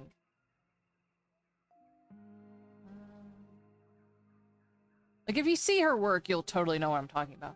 But my point is that what she used to do early on in her stuff is she used to go and do... I don't know if she still does. I cannot say if she still does or doesn't. But what she used to do is that she would go and take floral patterns and she would go and get the colors from them.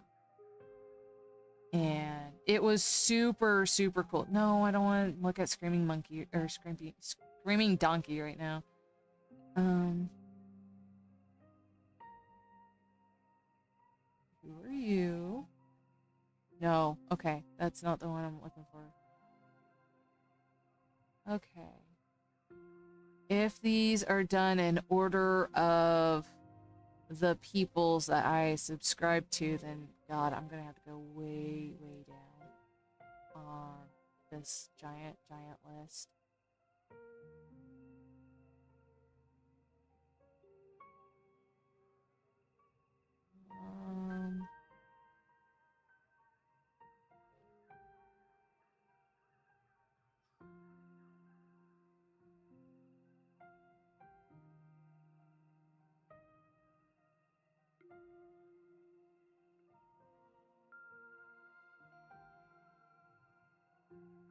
Maybe it's not done by...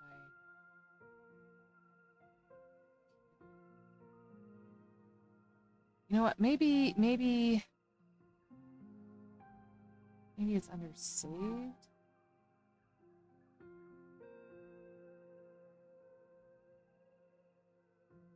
God, I've saved so many things.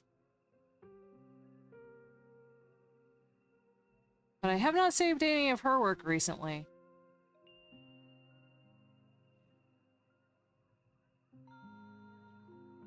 I really, really do need to go and check out my saved section way more often.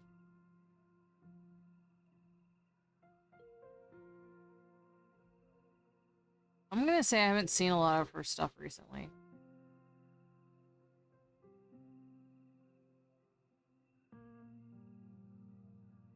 This is killing me, Smalls. Oh my god. Okay, what if...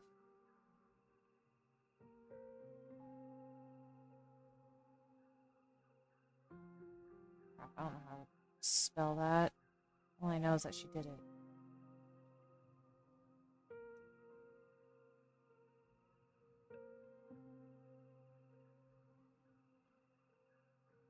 Of course.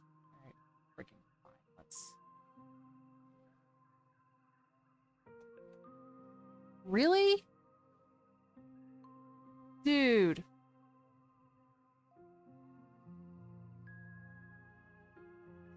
Fine. Alright, let's see. Maybe I'll get lucky.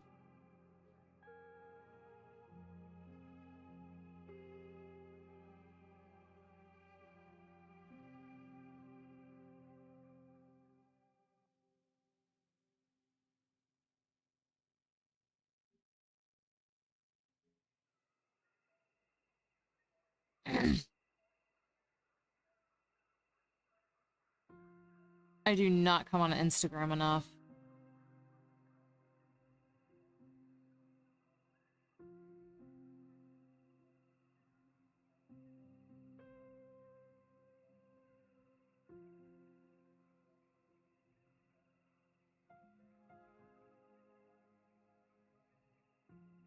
Uh...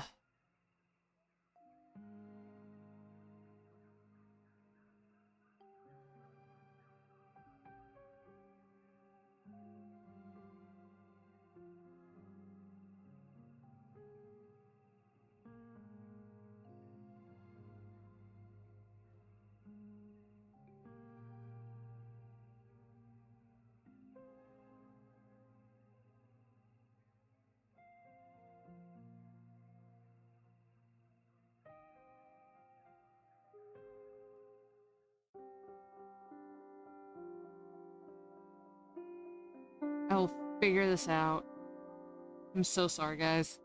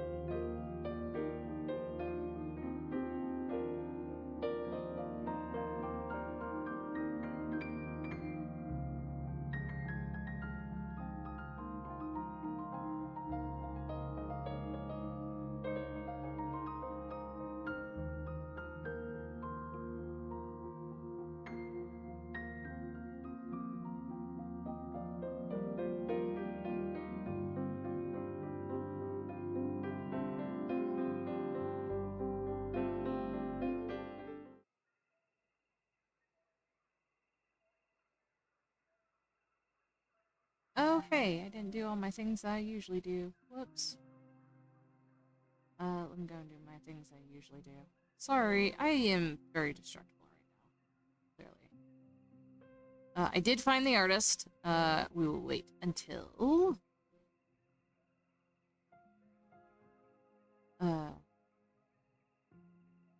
until Lizardi gets back.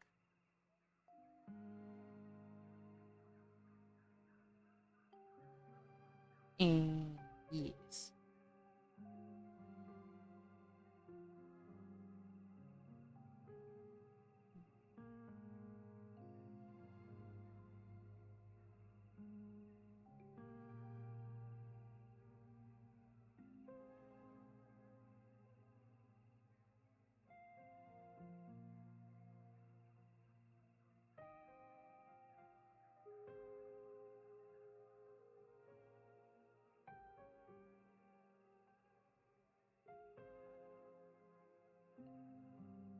Okay.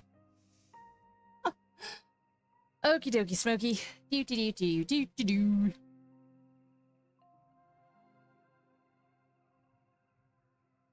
Oh, I know what those are.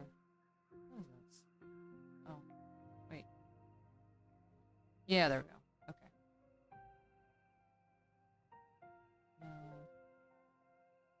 Ah. Oh, I don't have my timer on. I'm doing so good. So good.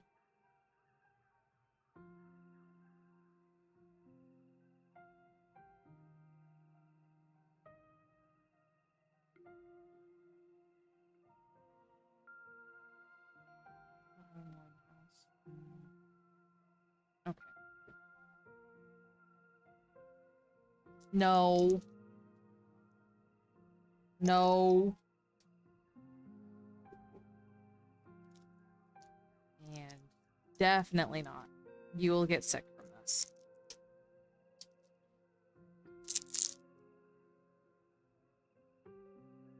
Okay. Look out. Oh no!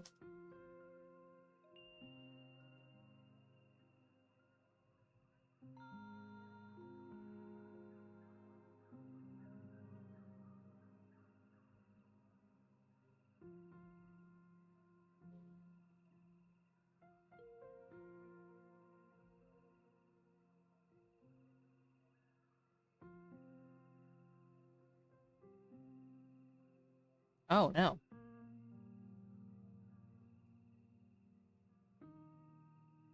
Where'd my stylus go?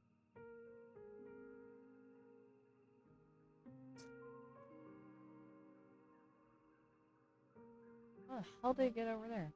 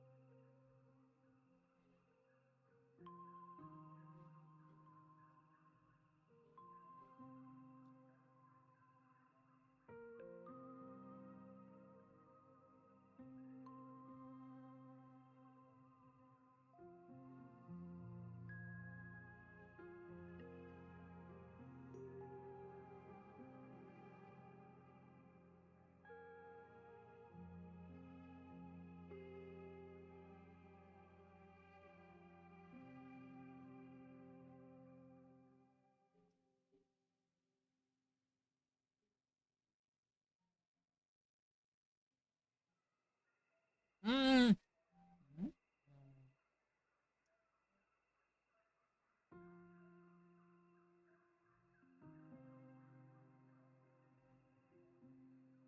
Hmm.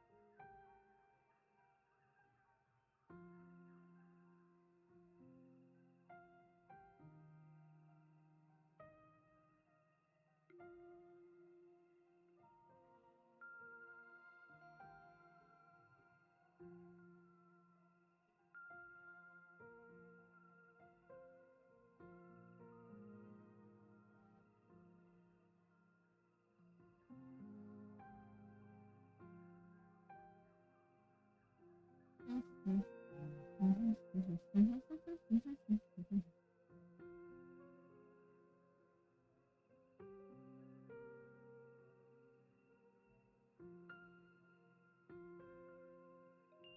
don't know if I should take an anime approach to I do the eyes.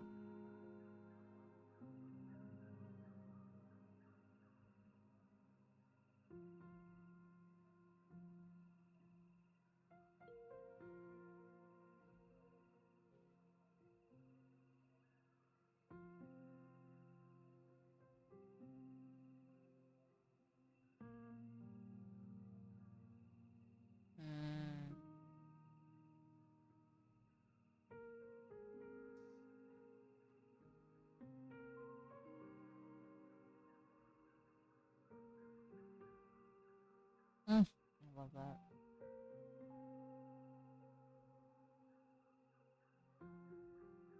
that. That's funny. You went to go get food. You should go and continue eating with your husband. I am just a disembodied voice on the internet.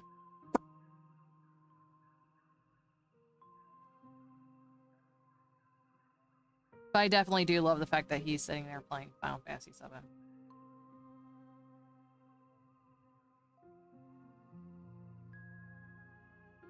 I did play I did play in Beat 7 and I have done it multiple times. I mean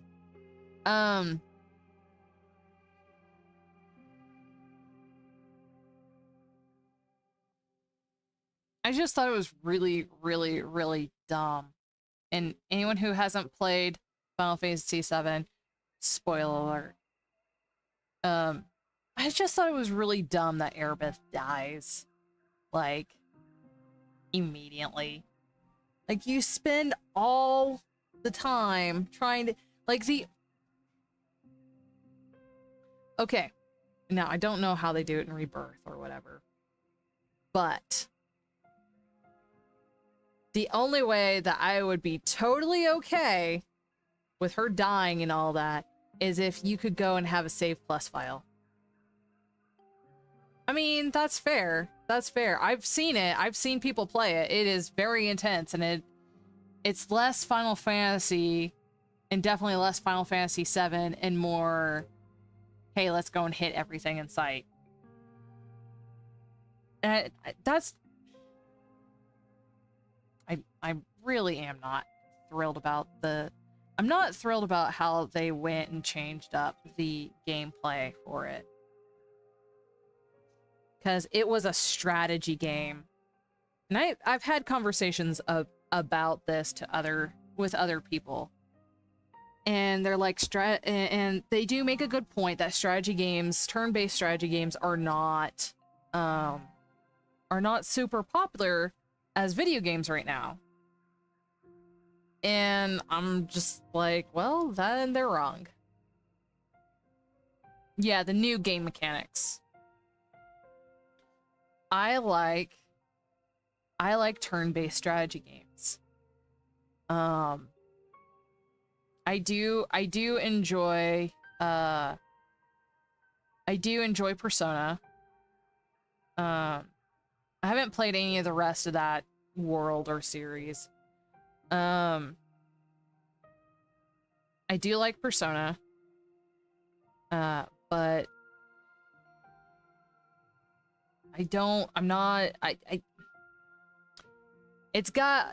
there's a lot more strategy with Persona. Like, you legitimately have to know, like, weaknesses, and you have to know things. You have to really pay attention to what's going on in the beginning in order to get the full benefit of the game.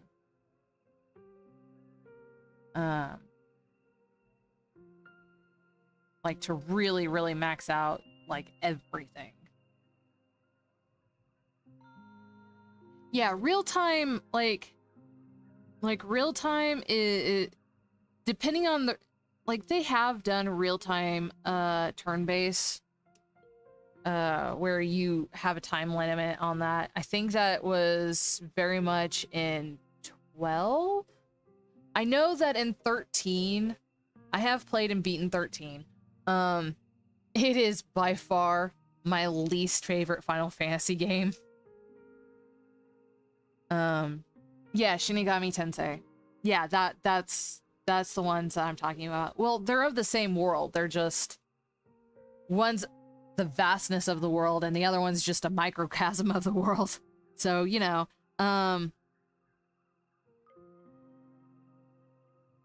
but the bugger.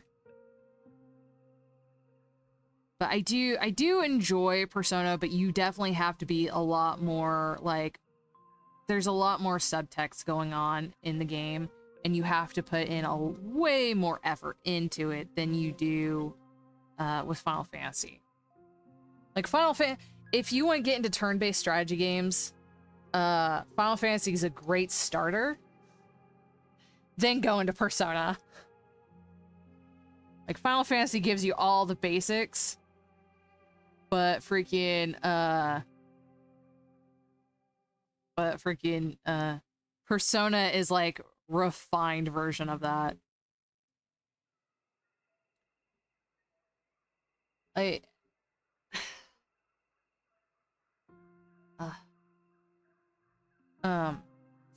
13 was not as good as it could have been.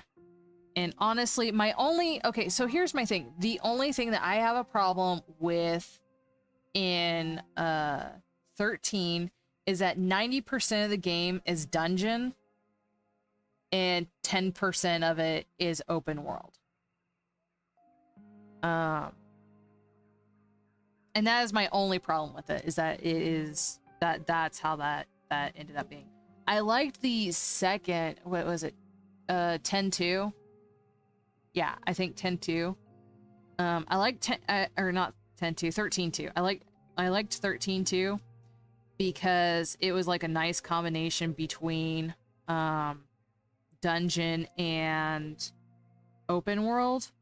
It was still pretty dungeon-esque, but it wasn't anything like 13. 13, you very much had to go into a particular area, and that was it. It was a straight shot, and if you didn't fight every monster that was on your way, if you didn't try to go and get every single little thing, you pretty much were having a really hard time with it up until you reached the open world aspect, which is like literally the last part of the game. And the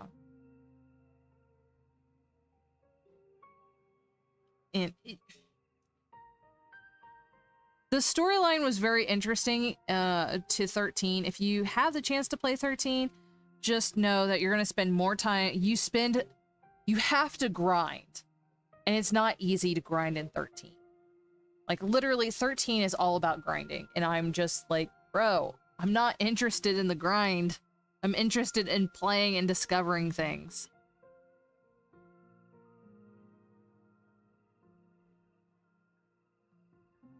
And if I happen to hit a monster, great, that's fine. You know, I like the original Final Fantasy games because you didn't know when you were going to hit a monster. So you're kind of on edge and had that expectation. But with the newer games, and Persona does this, you have to go after, or you have to choose to fight creatures. I will definitely say Persona has this like nice balance between, okay, you can go and grind or you don't have to grind. You can go and grind or you don't have to go and grind, and it's a really nice, it's a really, really nice balance, because when you grind in Persona, you have, okay, for anyone who hasn't played Persona, when you're in the dungeon, which it does have a dungeon, it does have an open world aspect as well. You can pretty much go anywhere in the set area and go and do... I am super not happy with him. I don't know why I'm not happy with him, but I'm not happy with him. maybe...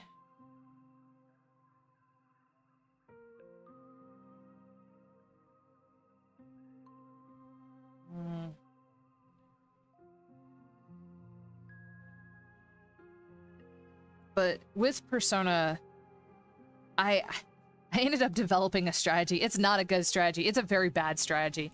But I ended up developing a strategy where... So in Persona, you have a certain amount of levels that you need to go through. You have to reach a certain point before a certain date. And what I would do, and I don't recommend this, is I would skip as many of the levels as I could. I would run through as many of the... I shouldn't call them levels, but floors. As many of the floors as I could very, very quickly to go and fight the big baddie that you have at each of these endpoints. They're not always the toughest, but there is a nice pattern to it, which makes life very, very easy. So you can kind of figure out, like, if you accidentally get caught, or like whenever I would accidentally get caught by any of the monsters that I'm trying to like run away from,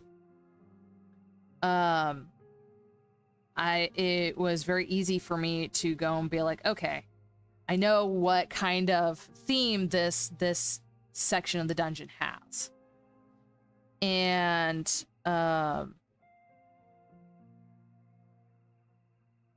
so it made going after the bosses a little bit easier. Now, that being said,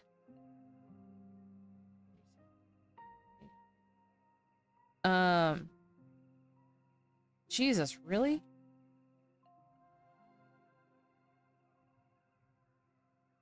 Okay, let's go with that. Come on. So it's not a very good strategy game. It's not a very good strategy for this series, but it is the strategy that I chose and it worked for me. I do not recommend it for anyone who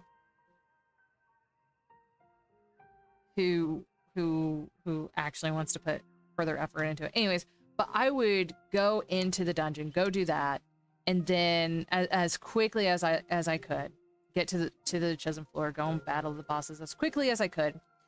And then for the rest of the time, I would come back and I would level up everyone. Like I would start from, because you have like a month between each dungeon, between each floor that you have to go and fight in. And so what I would end up doing is I would, and I still haven't beat, I've spent more time in Persona 3 than I have any of the other games. That's not to say I haven't played them, but in Persona 3, but that would be the way I would do it. I don't think that that's a viable option in 5. But there is an area where you can do that in 5.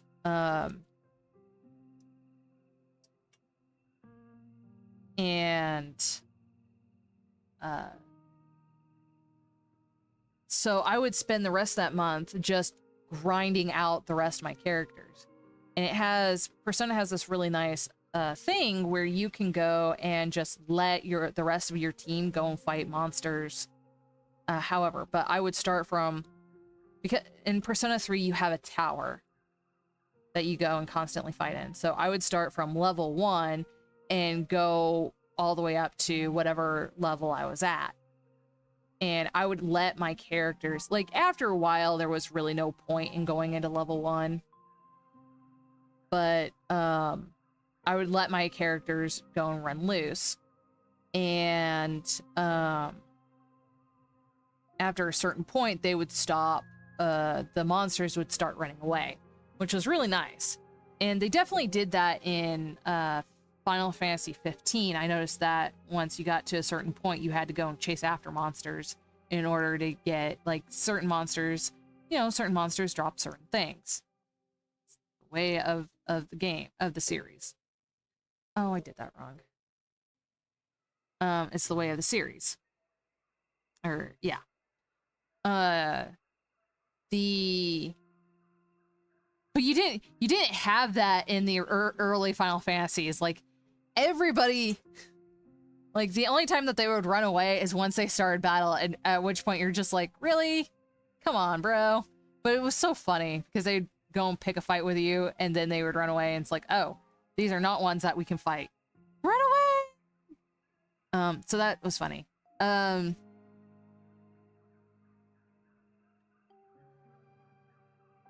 But but Persona also has this one itty bitty little thing that is incredibly troublesome. And that is if you stay too long on certain levels, or if you're too high for a certain set of levels, there's this one character that will come after you. And I know you can beat them, but I really don't want to try my luck because my luck inevitably would be terrible. And that is death. Death would come after. Will come after you.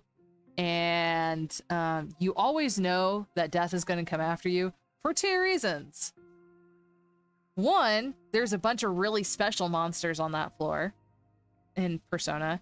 Two, like you can't sit there and farm out like special things because death will come after you super quick.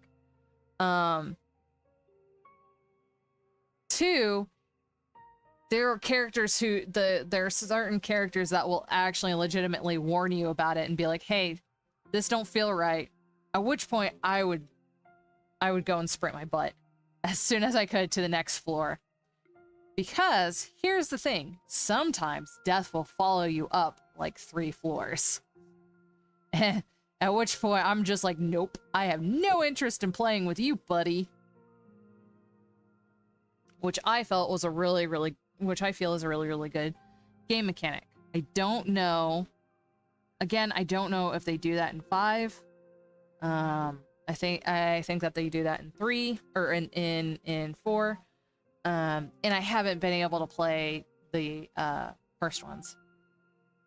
See, I haven't tried to fight him yet. I'm at a high enough level that I'm sure I could, but I have not tried to do that because I'm just like, no. I know that like I am way overpowered now. Like, it's ridiculous how overpowered I am. But here's the thing. Is that you know, as clearly as someone has, as you have played Persona, you have to, in that time, you have to balance your social interactions with the amount of times that you play in the dungeons, because those social interactions help you so much. I have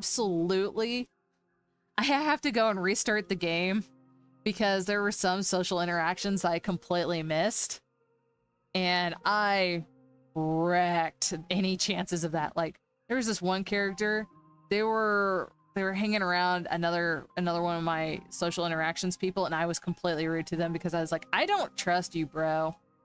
Go away. Leave my character alone. Leave my little friend here alone. I don't trust you, bro. But yeah.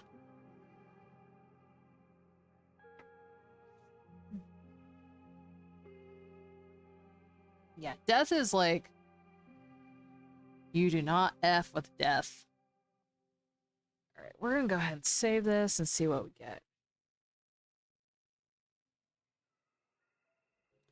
I'm not super happy with it, but so far, but you know what? Okay, I think I can handle that. Yeah, I think I can handle that. Yeah, I can handle that. I'm really starting not to like her, but that's just because, yeah.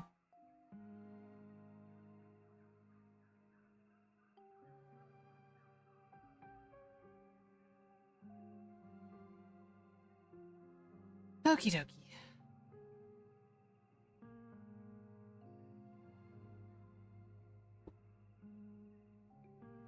Oh, that's not the one I want. That's the one I want.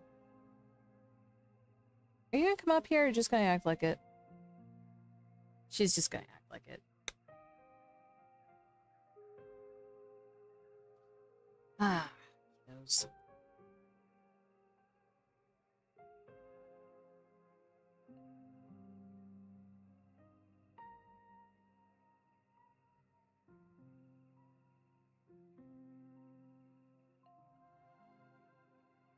Huh. But as far as turn-based strategy games, you cannot tell me, with as popular as Persona is, you cannot tell me that that is not a thing. And Wizards 101, again, another turn-based strategy game that is super popular. I don't know why they would remove such a core mechanic of their games. I really don't.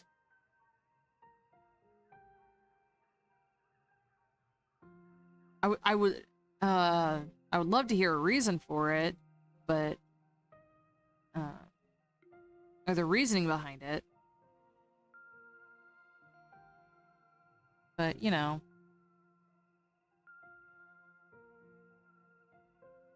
I'm sure that someone somewhere has asked that question and received a adequate response. Whether or not A, that was recorded, and B, where to find it, that's something else entirely.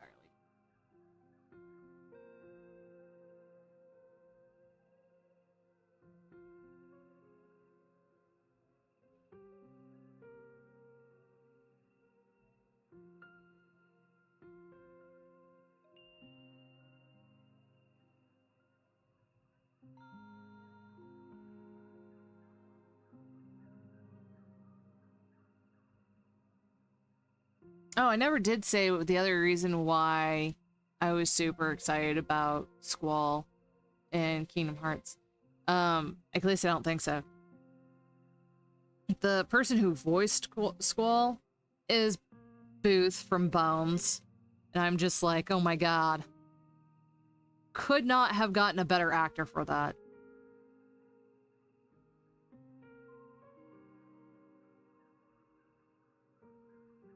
Or Angel, depending on if you're a Buffy fan. Though their whole relationship always felt real weird for me. Don't know why. I mean, as far as Angel and Buffy went, their whole relationship was just really weird for me.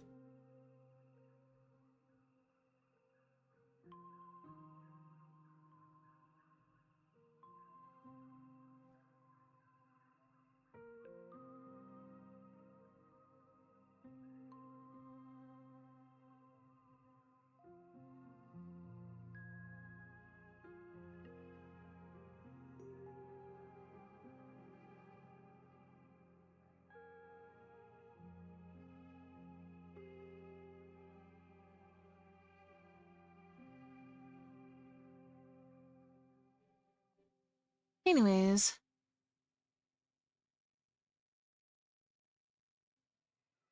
But, no. So, I know that I have bashed on, or that I've been bashing on 13. 7 and 13. I'm not going to say that visually they don't look beautiful. They are absolutely beautiful. I honestly feel like, my only problem with 13 is how 90% of the game you're in a dungeon. That's my only problem with it. If you weren't like in a dungeon for most of the game, I would be happy with that. I would absolutely be telling people you guys are idiots for not liking the game and so on and so forth. But yeah. And that's mostly because like I said, you have to grind out. You can't go and explore.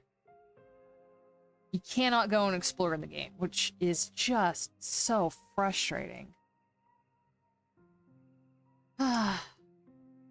Anyways.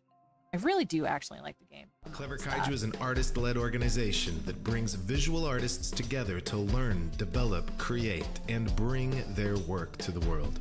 We host a live art show called The Pin Click and virtual labs with professional instructors. Check out our webcomics, online store, event schedule, and Discord community at cleverkaiju.com. That's Kaiju, cleverkaiju.com.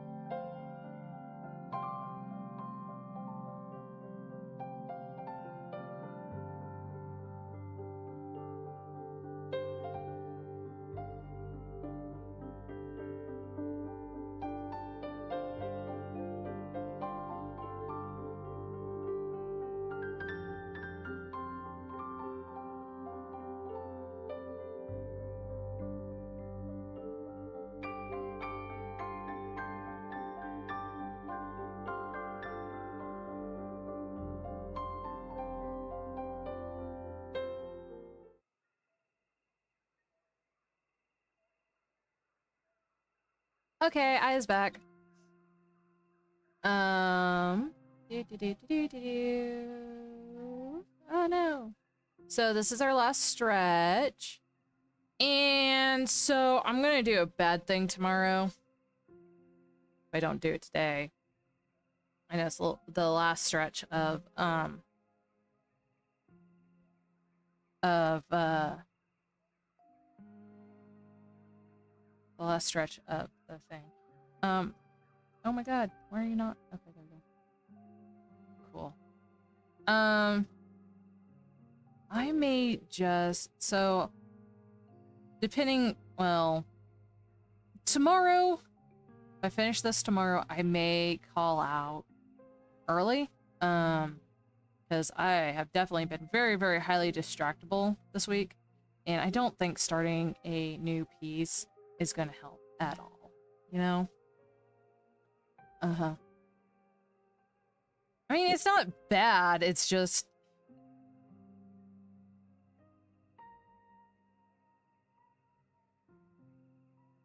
I'm trying to stay on a schedule, you know, trying to work and everything. And it's not necessarily bad, it's just that it's yeah.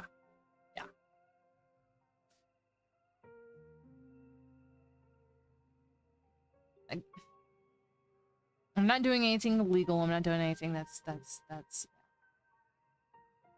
I'm just trying to realize what may end up happening. Because, you know, I've been very distractible this week. I don't necessarily know why.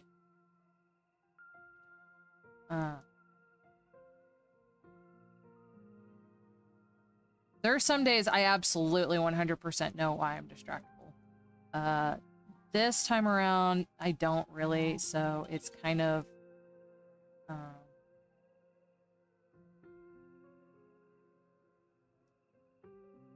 so it kind of affects things.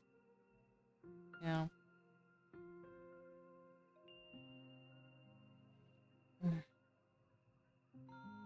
But it's all good. It's all good in the neighborhood.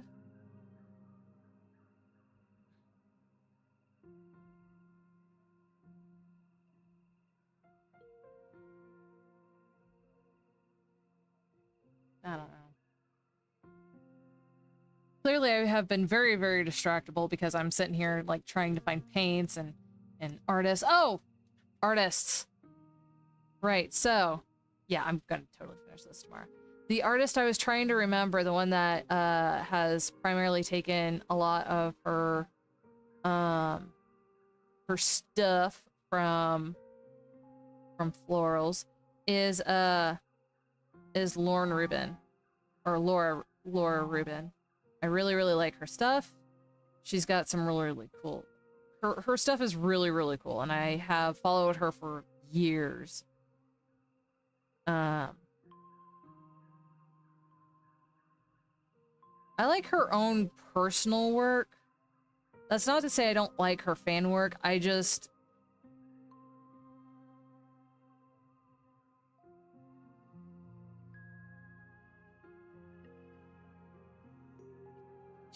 I feel like she's leaning too heavy into the fandom stuff. And yeah, Laura Rubin. Laura H. Rubin.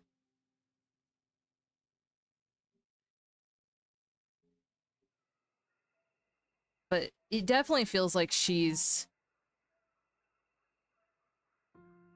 leaning into more and more of the fan work stuff. And that's not the reason why I like following her.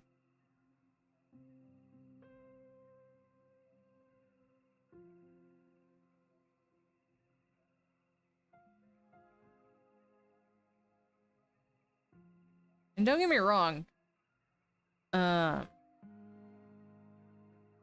not saying that doing fan work is bad. Clearly, it's not. It's absolutely not. But her personal work I like so much better.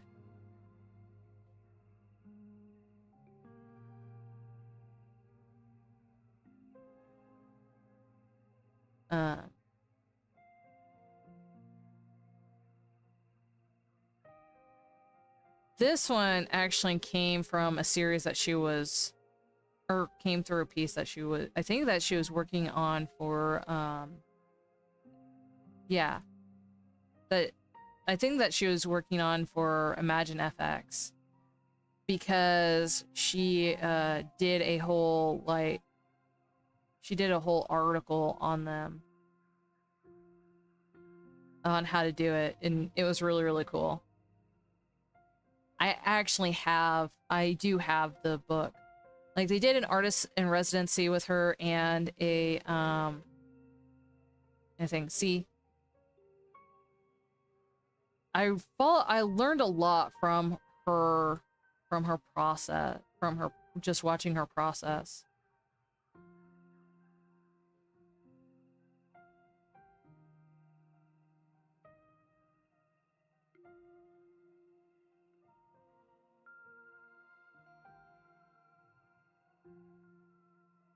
I don't know if it's on this one that she shows it. No.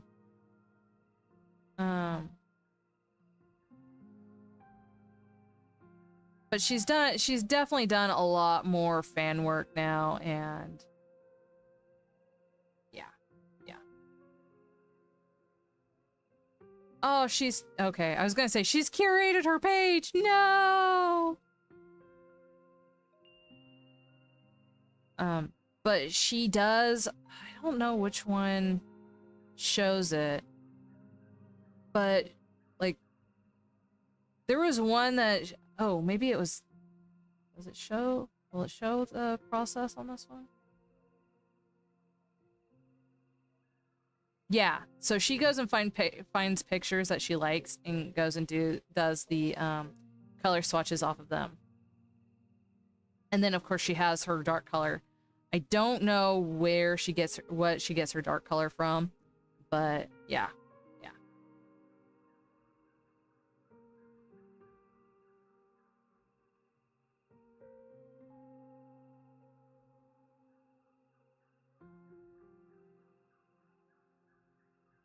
I highly recommend her stuff. It's absolutely drop dead gorgeous, and like I said, I've been following her for years.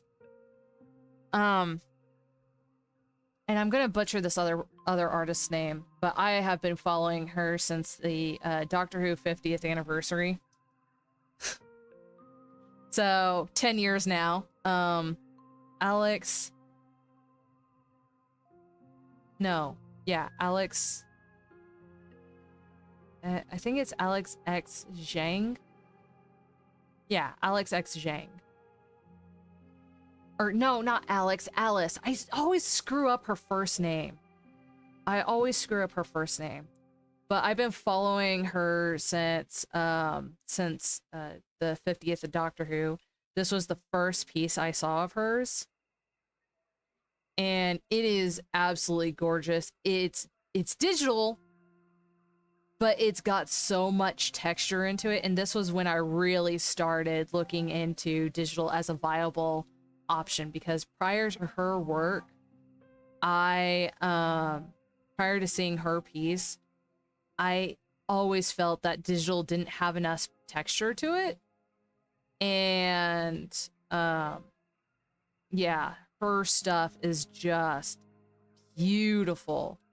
Absolutely freaking gorgeous. Yeah, she did the special edition set for The Last of Us Part 2. But like, now her work has always been primarily fan art, but still, the growth that you see is impressive. And that's one reason why I really like her, is that she still shows the growth in her. She shows her growth. You can really see like the earlier pieces. You can tell earlier pieces from later pieces. She's definitely changed her style since then. I think this one is one of her earliest pieces. that she showed. But you can definitely see that there's been a shift in her style. And, yeah, like this range right here, this is when I really, really liked her work. I don't know how she does it, and I would love to learn. But anyways. Okay, where's the top of this? There you are. Okay. So, yes. Those are the artists I'm just like, yeah, here we go. So, anyways, those are some of the artists that I really, really, really, really like. And I don't know. No, I haven't checked to see if there is, and I'm not looking at it right now. I'm just making my smaller so then I can kind of see what's going on with that. I might go make that even longer. But Alice Zhang, she's absolutely, her work is absolutely gorgeous, and I don't care what anyone says. It is truly fantastic work. And you know what? There we go. Let's really make this thing like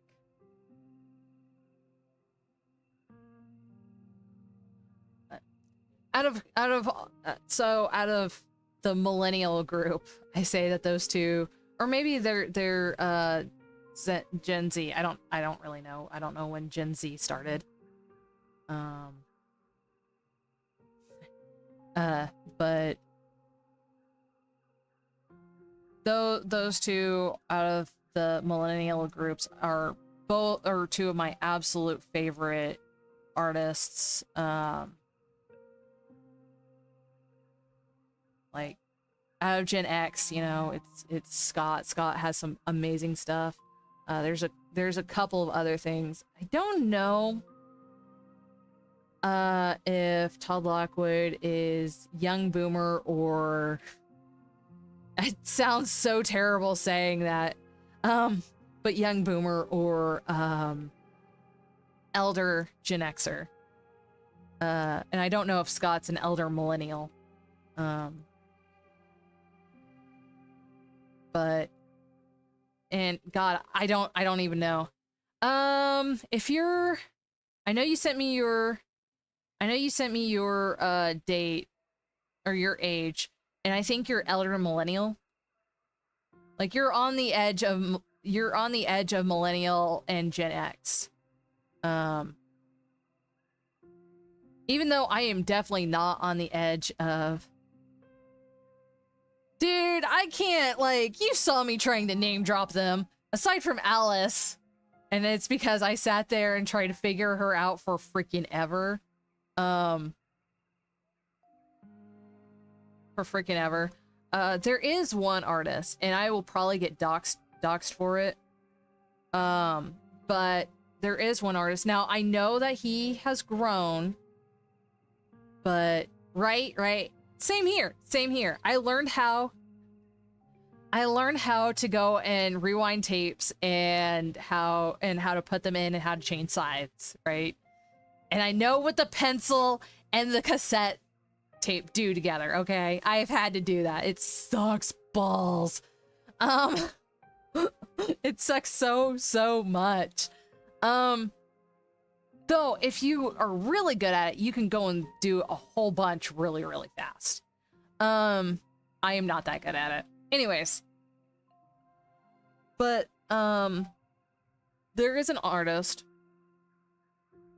that, and you won't find this video anymore. Right, the pencil trick.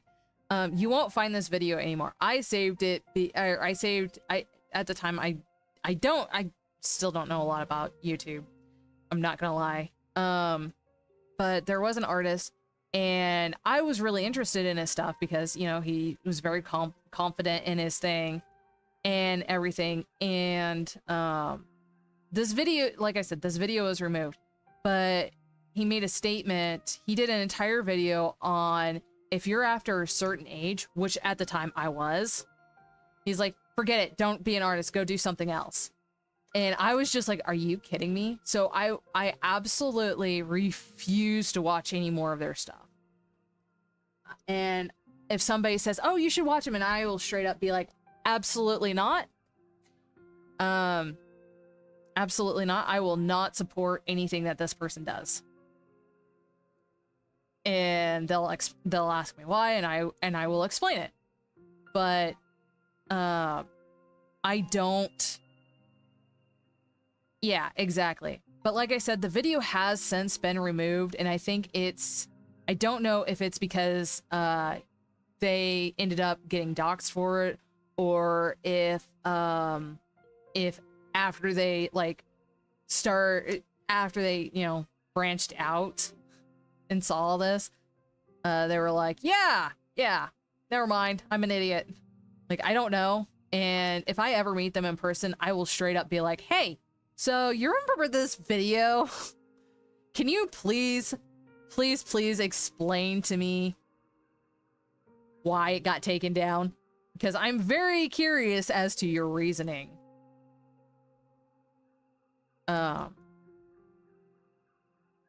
Yeah, I was very much one of the newest artists, and I didn't realize that he was a new artist.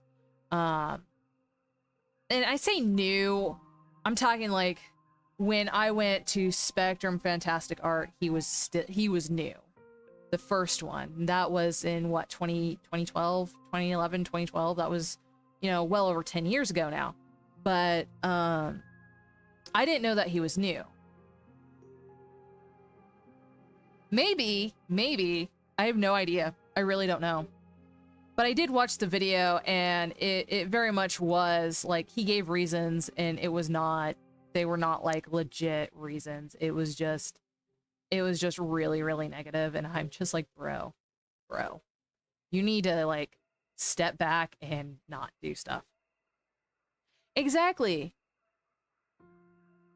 Oh yeah, 100%. Which was why I really liked watching One Fantastic Week, because both of those artists started, like, actually decided to, well, one of them did, the other one didn't. They had pulled themselves together later. One of them had done it later in life than the other, like, and that was really, really inspiring for me. But the artist I was saying that was new, at the time that Smart School happened, or at the time that Spectrum happened, I think Smart School was just getting started, or had, like, it'd been going for a couple of years. And the artist, I actually did a research paper on the piece, and I got in touch with them about it, and talking about duality and everything, which this piece really was. It was absolute gorgeous. He never finished it, which really kind of sucked. It was, okay, I think the artist's name is Alan Williams. He did this piece during IMC called The Beauty and Beast. And it's a really interesting piece, and I absolutely loved it. And I very much still had a lot of that, like, high school teenage angst in my life while I was in college. Because, as we all know, being neurodivergent, you start that kind of stuff much later in life, or you go through that stuff much later in life, which really sucks. But he didn't get his start until, like, he was older. Like, he was older. No, what did I do? So, that's why I absolutely refuse. And if you actually look at most, like, successful stories, yeah, you hear about the prodigies, but the ones that really stand out are the ones who started later in life. Like, I think Harrison Ford, when he started acting, he was a full-time freaking carpenter. Like, he was a full-time carpenter, and he didn't start acting until he was in his, like, what, middle 30s? Early to middle 30s? And it's like, bro. And now he makes I hear that, or I've heard stories where he will, like, whenever he's renting out a house or something, he'll go and rent out houses, and sometimes he'll go and do carpentry on the house as payment. So, yes. Anyways, all right. Thank you for my rant. Thank you for listening to my soapboxes. Maybe I should go and exactly.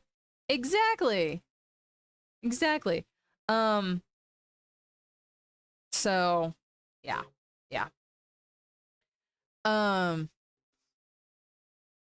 Nice. Yeah.